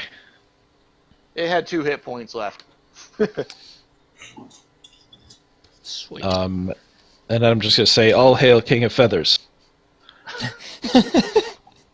just shouting random shit. Okay. Anything else you would like to do? Then I'm going to move over this way. So 5, 10, 15, 20. I can't see him anymore, but I know he's there. Yep. Oh, there's a in your way. wall. Yeah. How tall's the wall? It's about 12 foot. Okay, so I don't want to go that way. I guess I'm just going to go back there and stand there. Okay. Rorik's up then. Gonna take a swing at this thing. 16. That'll hit. Ugh. 11. All right. How would you like to do this? Oh, I just chop off its bloody head. Which All one? right. Yeah, which one? It's a snake head and a jaguar head. Which one do you want to chop off? All of them. Okay. So as you go to make this swing, it goes in for a bite attack with all of its heads at once, and you deftly dodge out of the way, and in one fell swoop, cleave every single head off of this thing. And it kind of stumbles backwards and falls over dead with blood pouring out of every single one of its missing heads. And you guys have completed said encounter. Woohoo! Cloggy, can I get you to make a perception check for me, though? Well, I certainly will try. Drop concentration on the next link. That's going to be a 12. Okay. With that, and once the sounds of the gurgling of chopped off heads subsides, you hear what sounds like mewing coming from over here beneath this tree. Oh, they had kitties. Kill them. I say, hey guys, I think there's some more animals over yonder. Ooh, what kind of animals? I'm gonna get started on working on the ritual casting of comprehend languages again while they do that. And then I head over to, where was it going to be? To the east? Yeah, to the east by that tree. I rush into the tree. So, Wally comes out like a monster covered in these like fucking jaguar snake cat things. Ah! so as he rushes into the tree, out of nowhere, 3 young Commandant cubs start climbing up his legs like newborn, like kittens when they're just figuring themselves out. They don't have any snakes sprouting from their shoulders yet. Just, they look like little freaking, baby leopards, and they're climbing up his pant legs with their stupid sharp claws. Careful, careful! Make a dexterity saving throw for me. What? 21. You manage to just deftly swing your hips out of the way as one goes to grab right onto your groin area. But you are now having 3 small kitten-type things climbing up your legs. I'm gonna try to bundle them up into my arms. All right, make a dexterity check for me. See if you can wrangle 3 kittens. That was a good roll. 20 total. Okay, you have 3 of these kittens wrapped up in your arms, but they proceed to start chewing on your arms and clawing at them to get free. Ah! I guess I'm gonna drop 2 of them so I can just have the one that I can roll. So, how tall are you again? Pretty tall. I am 7'5". You're 7'5". And okay. I need to roll something real fast for this then. Uh-oh. Uh-oh. I didn't mean to. Oh crap. I'm sorry. So as you drop them, one of them manages to catch itself on its way down and latch onto your pants. The other one is caught completely off guard, and its head smashes into a rock and dies. Oh no. Oh! I cover the eyes of the one I'm holding. This cannot have gone worse.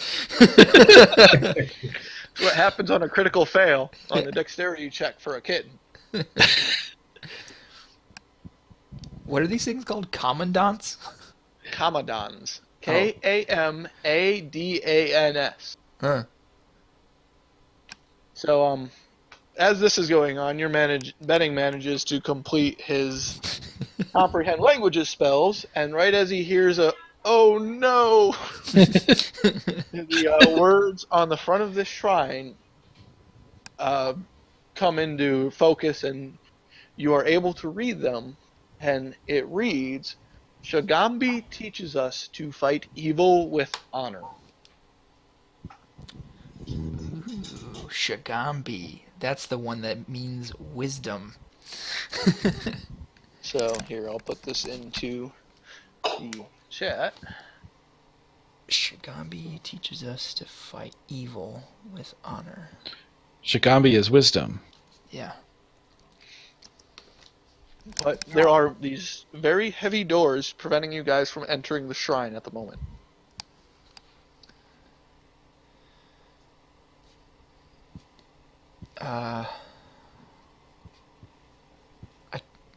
I try. Can I open them? I try bowing to the door. I don't know, showing like that I'm like, I don't know, honoring Shagambi to see if they open.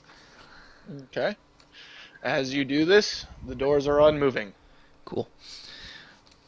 Can I pry them open with my strength? Do a strength check? Yeah, give it a shot. So that's +8. What do I need? Just roll a d20 at 8. 17. You feel the doors begin to move, but then they seem to seize up on their hinges.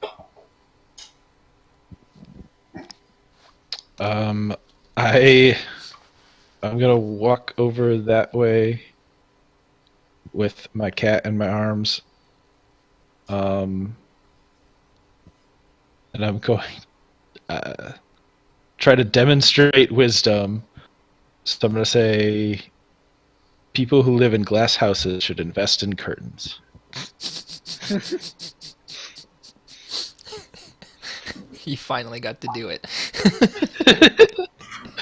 Well, as you do that, and Rurik is continuing to push on the doors, they're straining against the hinges due to Rurik's pushing on the doors, but they don't seem to have any effect by your statement to them. Can I roll again? Yeah, you can roll again. Maybe Cloggy wants to help you. Sure, I'll help push. It's a big maybe. 30, 20. What'd you get, Cloggy? What's my strength modifier? I got a dirty 20. Well, each of you take a door, and with your individual strengths, you would have been able to open said doors. The two of you working together, these doors frickin' fly open as the rust breaks free, and put a big old frickin' gash in the stone bricks on the inside. But they are fully open now for you guys to enter. Do I accidentally and not on purpose whack Benning with the door? If you want to. Sorry. The beetle person can't control myself. So you guys now have access to the internals of this shrine. Now can Wally pop his head in? Yeah. Yes, now he can pop his head in. So, as you stick your head in, He falls off. steps Steps descend into a 15-foot-high moss-covered room. 4 statues of Omuan warriors stand in alcoves to either side, overlooking a barred gladiatorial pit in the floor. Each statue looks like it was meant to hold a spear, but its weapon is missing. On the far side of the chamber, a stone pedestal stands conspicuously bare. A relief on the wall behind it shows a monstrous jaguar with 6 snakes protruding from its shoulders, fighting off a squat frog-like humanoid armed with a spear. To the left of the relief is a narrow tunnel with stairs leading down.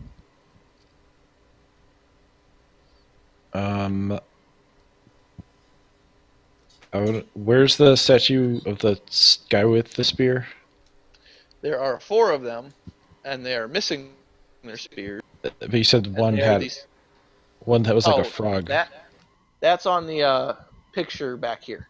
Oh, it's just in a picture. Okay. Yeah, it's a carving. And Benning, if he chooses to enter, will notice that there is old Omuan written on the wall again. Oh, of course. I just wanted to make sure Wally's My head didn't head fall didn't get off. chopped off. Yeah. When I look at this statue closer, does it look like it should have a spear in its hand? All 4 of the statues look like they should have spears, but they are missing. Okay. Anybody see any spears? Does anybody have a spear? I have a quarterstaff. You I'm also searching notice for in- traps. And you also notice this conspicuously empty pedestal in the center of the room there. Where was the old Omuan at? Underneath this artistic frickin' Oh, carving. okay. Yeah, I'd like to read Do I that. sense any traps? When I look down in the pit, is there anything in there? We're gonna do the carving first. What did you Okay. want, Rourke? I'm searching for traps. Okay. Then we'll do the pit and then traps. We should actually do traps first, because Rurik asked before I said the thing about Okay, the relief. we'll do traps first. Make a perception check for me.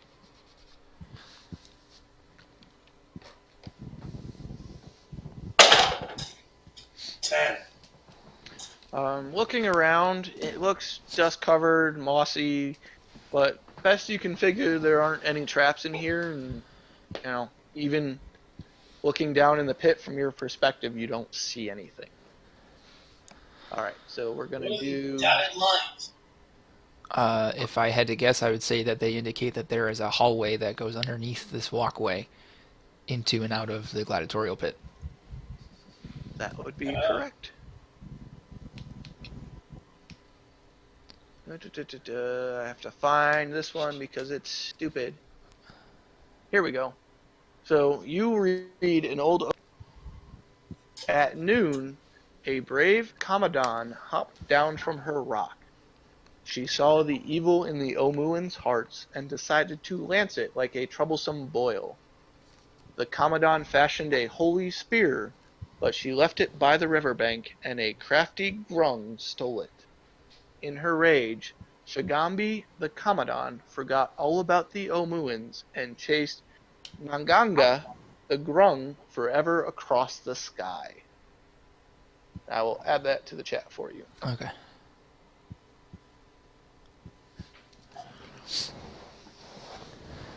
That's interesting then. So like Shagambi, I mean, I guess that talks a bit about why the 9.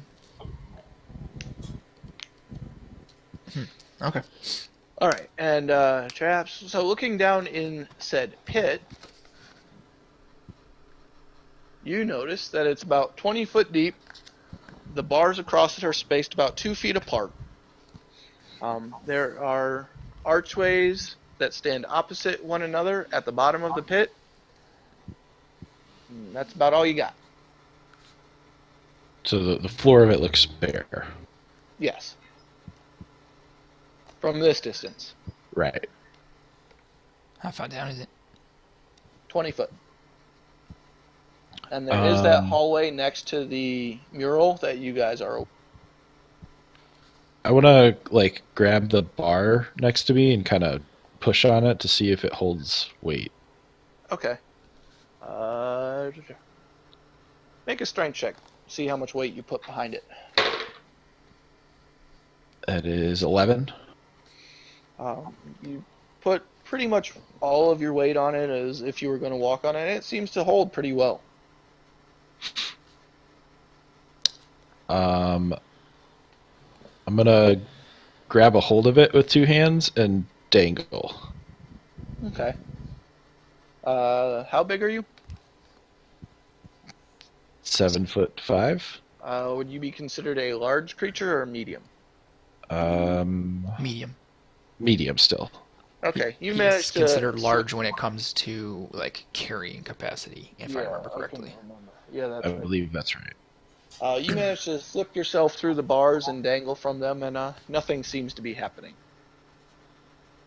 Can I see any better? Make another perception check for me.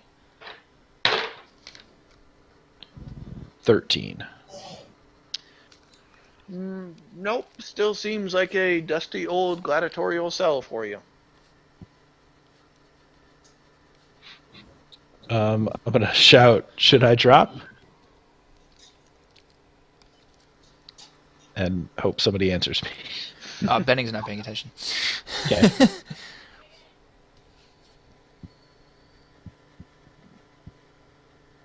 So, anything else anybody would like to do in here? You have a Yeah. pedestal, you have a mural, Wally's hanging into a pit below you guys. I'm gonna check out the stairs for traps. Okay, make another perception check for me. Jesus Christ. Now I know why I'm not a thief. 6. The stairs do not appear to be trapped. They are a little cobwebbed, but don't appear to be trapped.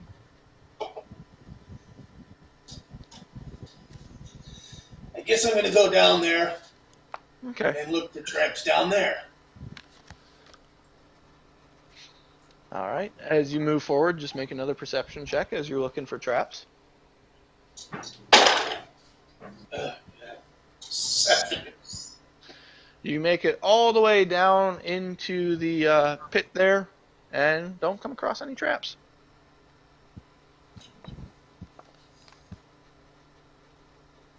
I'm gonna go back up. Are you doing anything in the pit, Wally? Cloggy, you gonna do anything?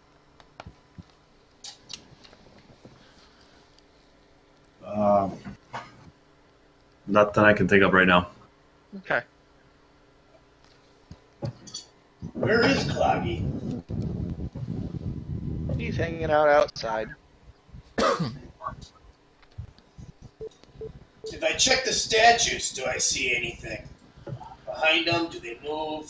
Seem workmanship that might indicate secret door activation? Not at the moment, but I mean, you do have the pit here, and then you have the little hallway there that leads off to the room you guys haven't investigated yet.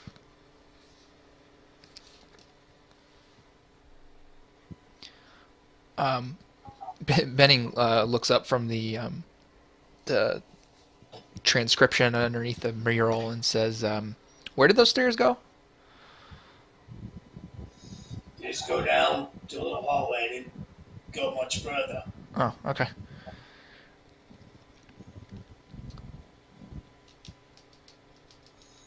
You know, I didn't see any traps, but that don't mean there weren't any. Is there any light in here? Just some ambient light from a destroyed roof showing through. That's about all. Okay. But there is... Actually, it's not showing you guys that. I don't know if I can get rid of it or not without delete. Yeah, it would delete everything. Oh well. But there is... What was on the relief again? It was a frog-looking person with a spear, fighting against a Commodon, right? Yep. So basically, it's just a painting of Shigambi and Nang Nang sort of conflict, right? Yeah. This thing isn't doing what I need it to do. But, okay, screw it. Over here. If any of you were to move over here, there is a you guys could pass through into. Down in the gladiatorial pit. Yeah, to the east. There we go. So as Rourke begins to approach that hallway, there is a very loud bang that you guys hear. And approaching the gladiatorial pit, as the gate to the west slams shut, you see a series of 4 clay golems basically come charging out of this room at Rourke. And I will need you guys to roll initiative.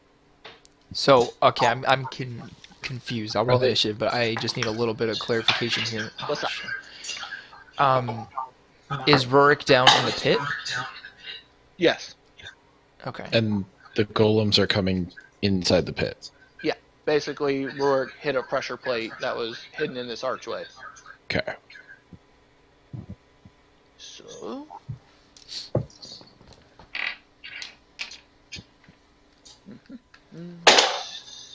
So many things. I had a 10. Right? Cloggy. 17. Benning. 8. Wally. 9. Alright. So, up first, we are looking at Cloggy, who almost is outside of the pit, but is not aware of these clay golems because Rourke's the only one who knows they're there at the moment. All right. Okay, so the pit is underneath these bars. Yes, which Wally is down there. He can see him. So if Wally or Rourke wants to shout at you to clue you in, they are more than welcome to. I'm dangling. Hey, we're making breakfast down here. Come join us for the vittles. So that gives you some insight that there is something down there, Cloggy, if you choose Yeah. to. Some crazy guy named Rurik making no sense at all is what's down there. I guess, how far down is it? 20-foot drop. Holy shit.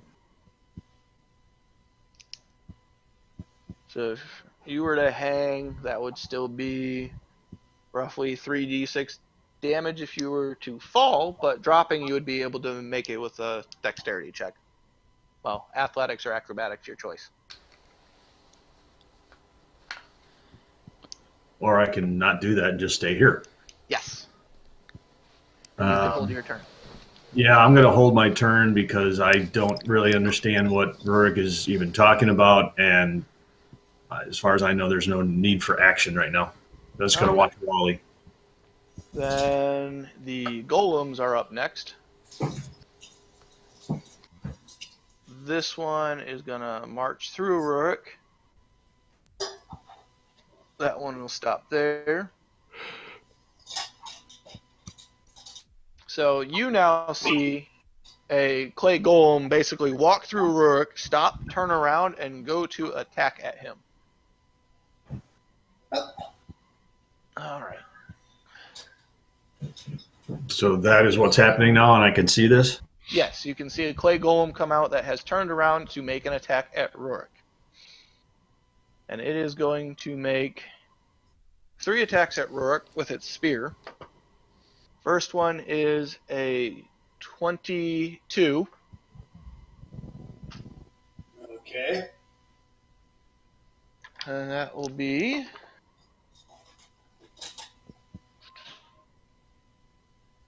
11 piercing damage.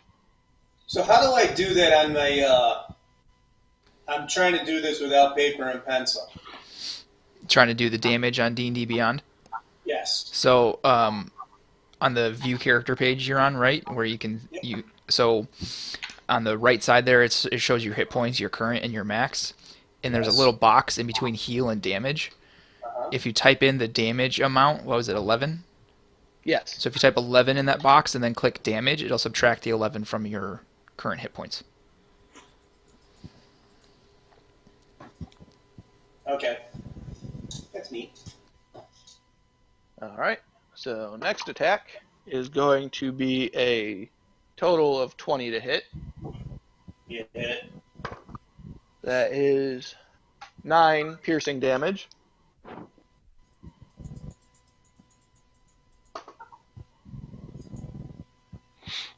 And the last attack is going to miss with a 8.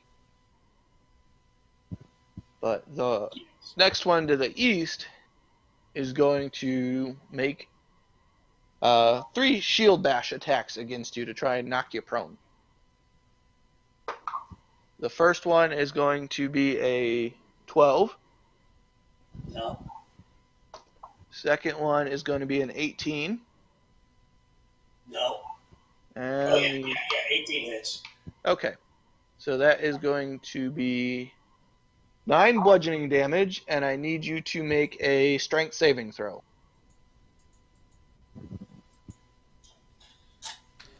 Oh. Did Cloggy have a held action for seeing something? Yeah, we're just resolving this first. Okay, I was just curious. 19. Alright, you avoid being knocked prone. So he's going to make his third one, which is going to be a total of 20. Hit. So that will be... Come here, you stupid dice. That's going to be 8 more bludgeoning and another strength saving throw. Hold on.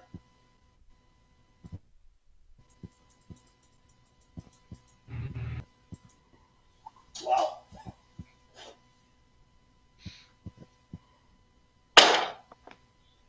$26. You pass and you avoid being knocked prone. But these other 2 are going to march their happy asses in. Come on. Do what I need you to do.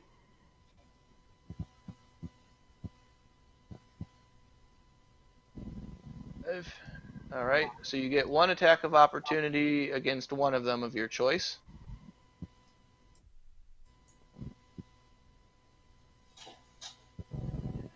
Either of those 3?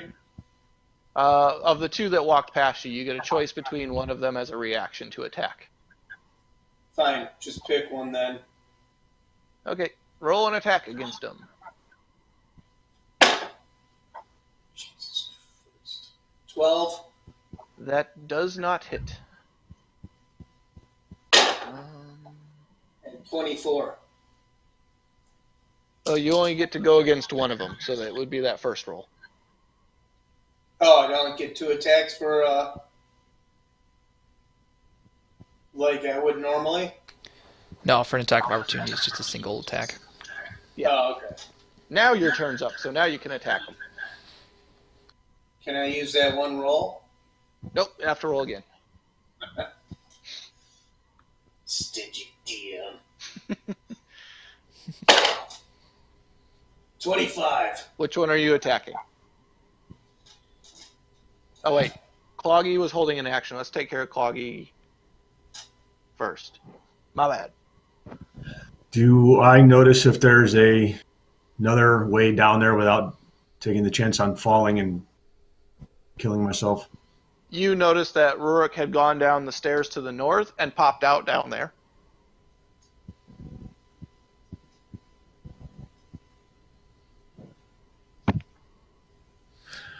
I think I'm going to... I can see where Rurik is, right? Yes. Well, kind of. You saw him disappear into a tunnel and clay golems come out. Oh, okay. Well, that's not going to work then. I was going to try dropping him a rope and pulling him out of there. And with the thinking that if the golems really want to get at us, they can come up the stairs and we can fight them in a much better area. Or maybe if we leave the gladiator pit, we won't incur any more battle with them. But if he can't see me drop a rope down, I suppose I could yell to him, but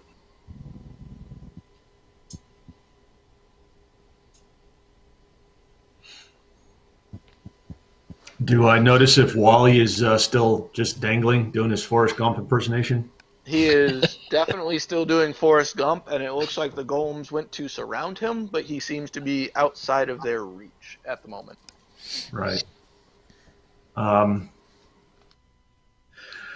All right, I am going to drop a rope down to where the tunnel is, and I'm going to yell to Rurik to grab a hold, and I'll pull you out.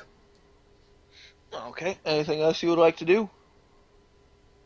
Hang on to the other end of the rope. Okay. Well then, Rurik was in the process of attacking East or West one with a 25. West. Okay. Roll your damage, because that is definitely going to hit.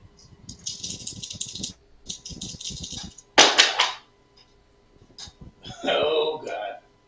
7. Okay. He definitely took damage from it. So let me ask you this. What's that? If I take another attack, can I then dash to the rope and grab it? Dash is your action, but you could use what remains of, all of your movement.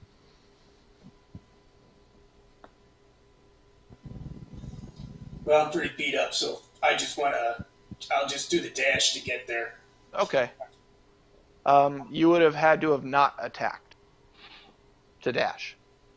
I get 2 actions. No, you get 2 attacks. If you take the attack action, you get an extra attack. You still only have 1 action, though. So if you want Well, then I'm going to finish that attack then. Okay, then we can just say you dash your way up the rope then. Yeah. Well, let's see my attack hit. Probably not. 12. A 12 would not hit. So you're going to use your movement to try and climb up? Yeah. Okay, that means you're going to take 1 attack of opportunity, and you're going to be able to climb an additional 20 foot to the top of the pit. I'll thank the makers for that. That would be a 18 to hit. It would hit. Okay. That is 6 piercing damage.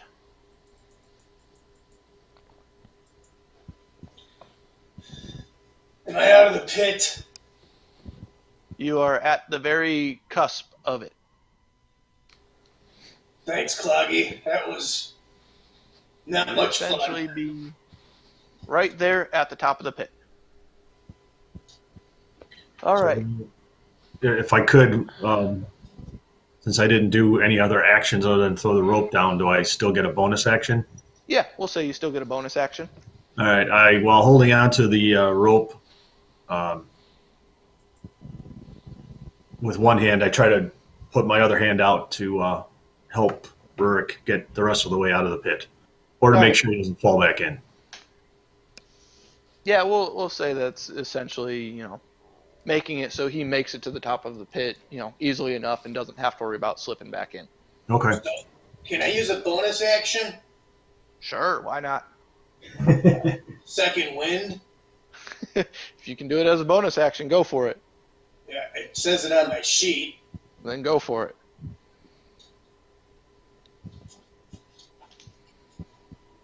I got fucked up.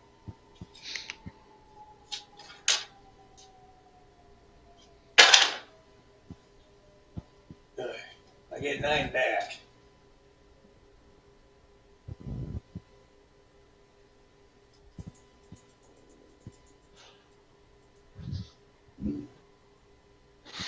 All right. Anything else you'd like to do? Take a healing potion. Oh, you are all spent this turn. Then why ask? Hey, just being polite. All right, Wally's up. All right. Seeing these golems, I'm going to try to pull myself out of here. All right. Yeah, make a strength or acrobatics, whichever one you want to use. Pretty sure it's the same modifier, but that's a 20. Oh, yeah, you pull yourself back up to the top of this pit without issue.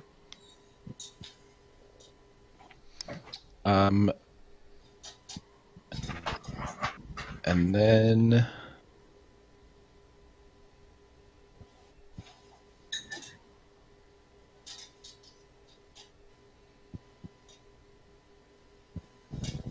I'm just gonna bow at the golems and wait. They pay no mind to your bow. Cool. All right, then Benning is up.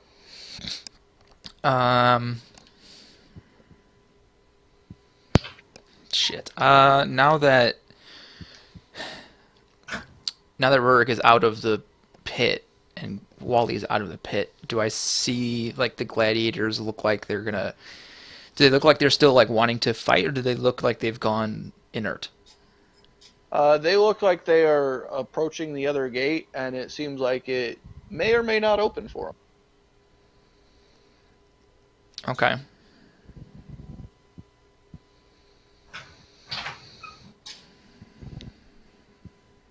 All right. I'm gonna hold a firebolt then for if any of them come up the hallway and into the area that we're in now. Okay. Then we are back at the top with Cloggy. I'm going to move around the pit. And just kind of watch and see what the golems do, and if they come up the stairs out of the pit, I want to be ready. Okay. All right, then the golems are up. So this one's gonna use his movement to climb up. So he's gonna end up right there. Same with that one, and not that. Same with that Jump one. up 20 feet. They have they can climb 30. Oh. And they have a movement of 30, and they can climb difficult surfaces, including walls and ceilings. Oh I'm my. just gonna panic. And that one will climb right there. But that will expend their movement. So Benning was holding an action. Cloggy was holding an action. What would Benning you like to do first? Your firebolt? Yeah, I'll just throw the firebolt at the closest clay gladiator to me. Okay. Actually, That's gonna be a 12. all right. That will hit, but that will technically not hit. So it hits, but deals no damage. So wait, the 12 misses? 12 misses. Gotcha. So it basically breaks against the golem surface. Right, I got you. Cloggy? I guess for my bonus action, I'll try the same thing. I understand I'm rolling with disadvantage because he's right there. Yep. Oh gosh, what is this stat on that? I doubt an 8 is going to hit.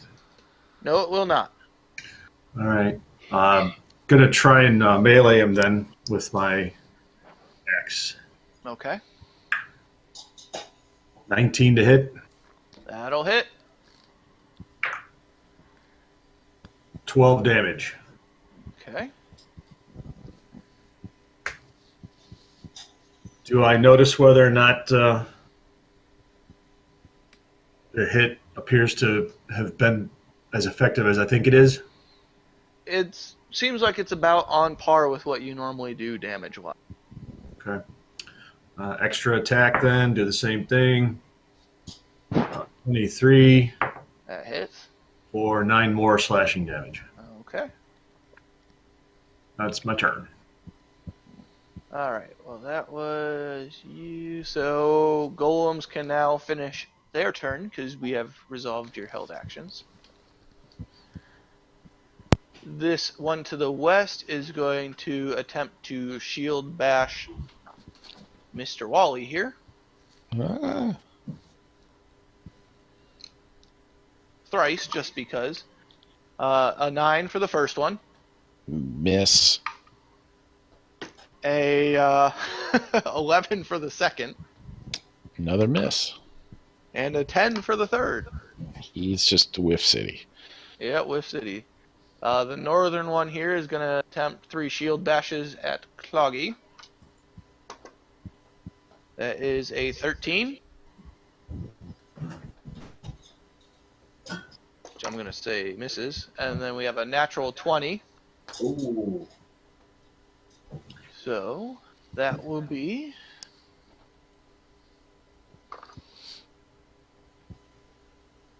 18 bludgeoning damage, and I need you to make a strength saving throw. Holy shit.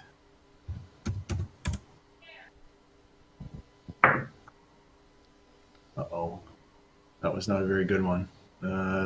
14. You are now knocked prone, Shite. and he's going to make his third shield bash against you. With advantage, which is another natural 20. Good God.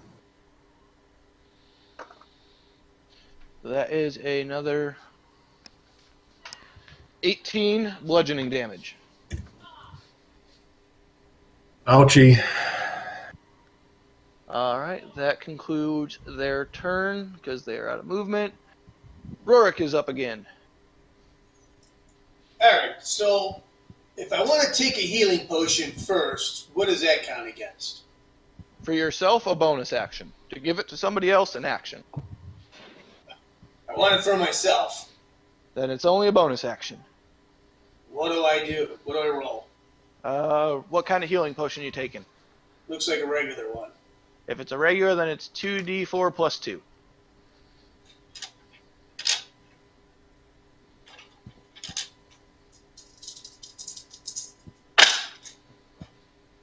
Six, so I get 8 back. Not bad. So let me manage equipment real quick.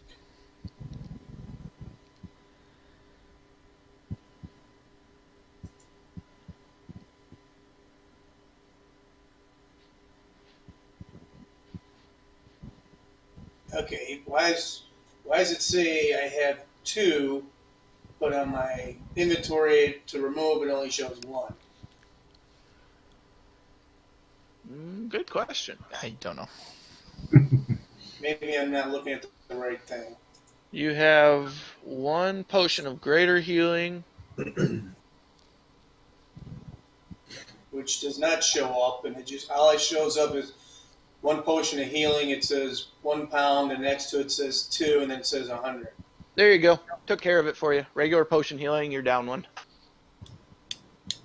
Nothing's changed. Where do I see You that? probably need to refresh. Yeah. Is that just that thing next to the house? Yeah. Yep. But there you go.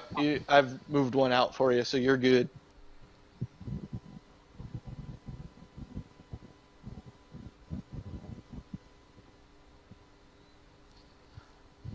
Let's find out.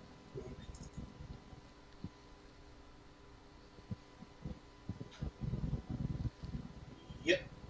Okay. So now I'm going to attack. All right. Which one you going after? I believe it's the one right in front of me. Okay. Right. Making sure you weren't moving anywhere. Yeah.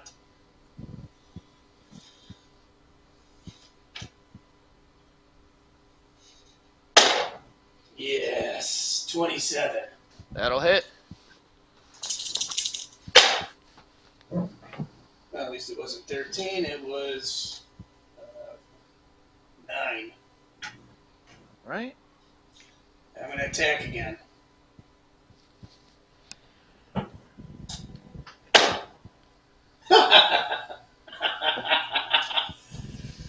Swing and a miss. What'd you get? 1. Woof. Yep, a big old woof. Big clay golem in front of you, and you just managed to, just shave a hair off of it. Oh, it's just been brutal. So nothing else you can do? Shit myself. All right then. Lolly is up. All right. Gonna punch dude. Let's just say for the rest of this encounter, my armor class is 26. Shield natural 20 That'll hit.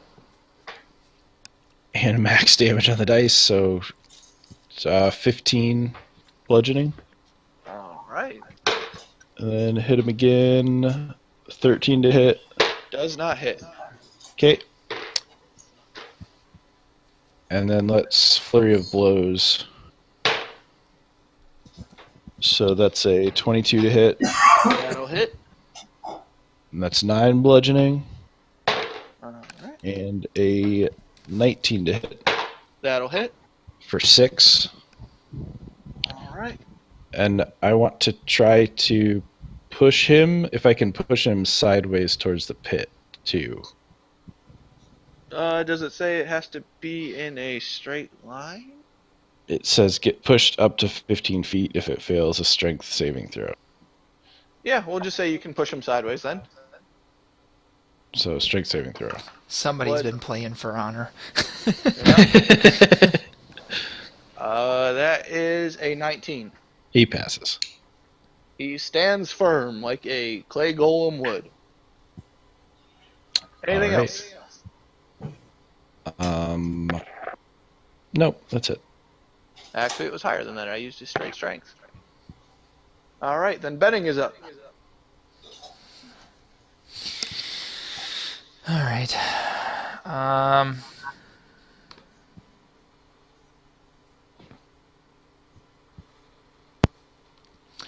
I guess I'll start first and foremost with I'm going to pull out the Wand of Fear, and I'm going to cast on this clay golem closest to me and Cloggy the command on it, and I'm going to have it flee. So let me double check something here.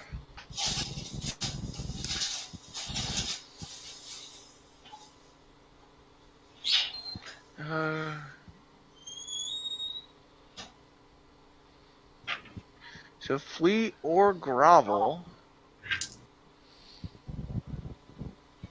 Yeah, that would work. If So it's a DC 15 save as per the grovel spell, which is a wisdom save. okay.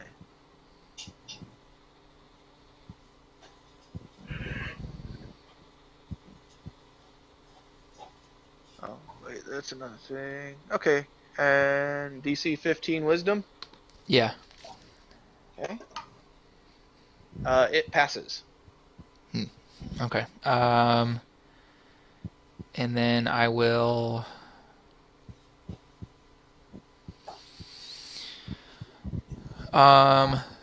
toll the dead on the one in front of Rurik. So wisdom saving throw DC 16. It passes on that too. All right, that's it for my turn.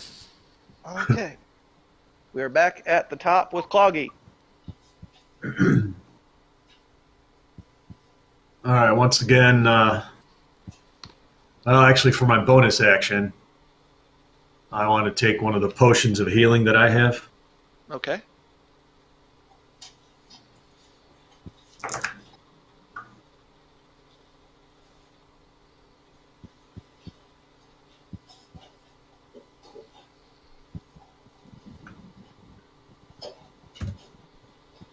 And then I will attempt to melee the same golem that I've been trying to hit.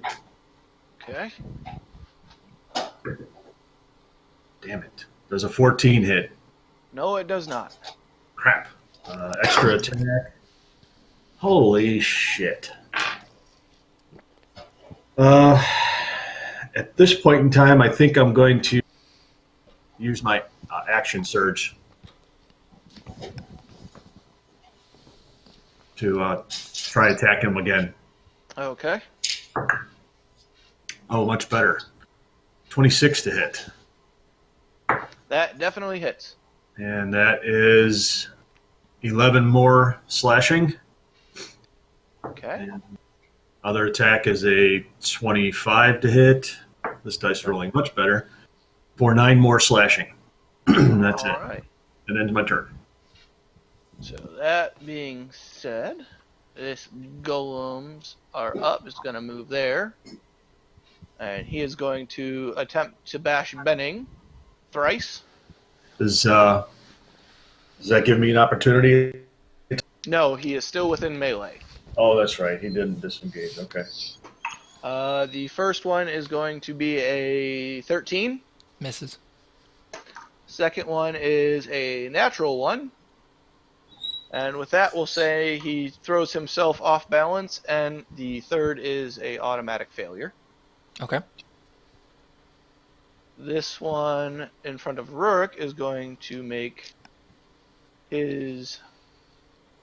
He'll make a 2 spear attacks and a shield bash. Well, he thrusts very hard with his spear.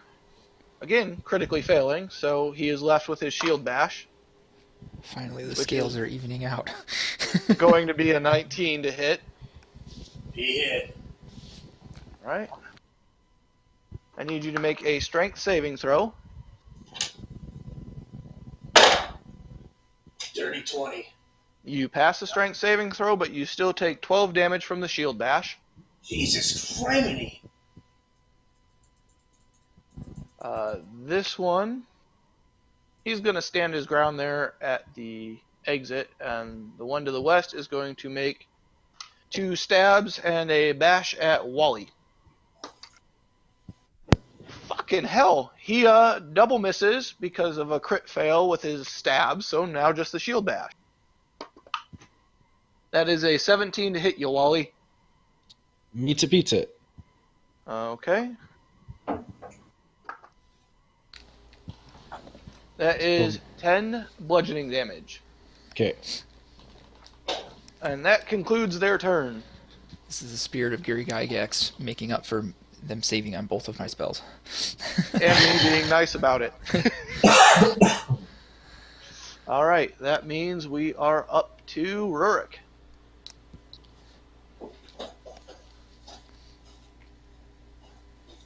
Alright, going to fucking bloody hit this thing. Yeah. So, let's see here. I had a natural 18 plus 8, That 26. hits. You take 12. Okay. Gonna hit it again. 25 to hit. That hits. Ugh. 10. Alrighty. It's dead, right? No. Not even at halfway yet. Well, I will be. And I gotta leave soon. Well, if we want, we can just hold off here then. See if we can get Kaziri to run in next week to save you guys. Do we need saving? I'm gonna die. I think we need saving. Oh. I'm getting my head handed to me. Do you want to hold here then? Yeah, I mean, I think it's if you just keep track of where we were in the initiative, it's as good a place as any to stop, really. This is why I have a Google Doc. And my dirty little cheating initiative tracker. Okay, yeah, sounds like a stopping point then that we can all live with. Well, hopefully. Well, thank you, gentlemen, for making time. Yeah. Thank you for DMing. Mm-hmm. I still can't believe you guys ran away from one of the shrines, though. Well, Well, we're doing really wonderful in this one. Can only imagine what that one would have done. One of 8 hints we have is beware the frog monster. That is true. You guys are doing all right. It could be worse. streamer. Yeah.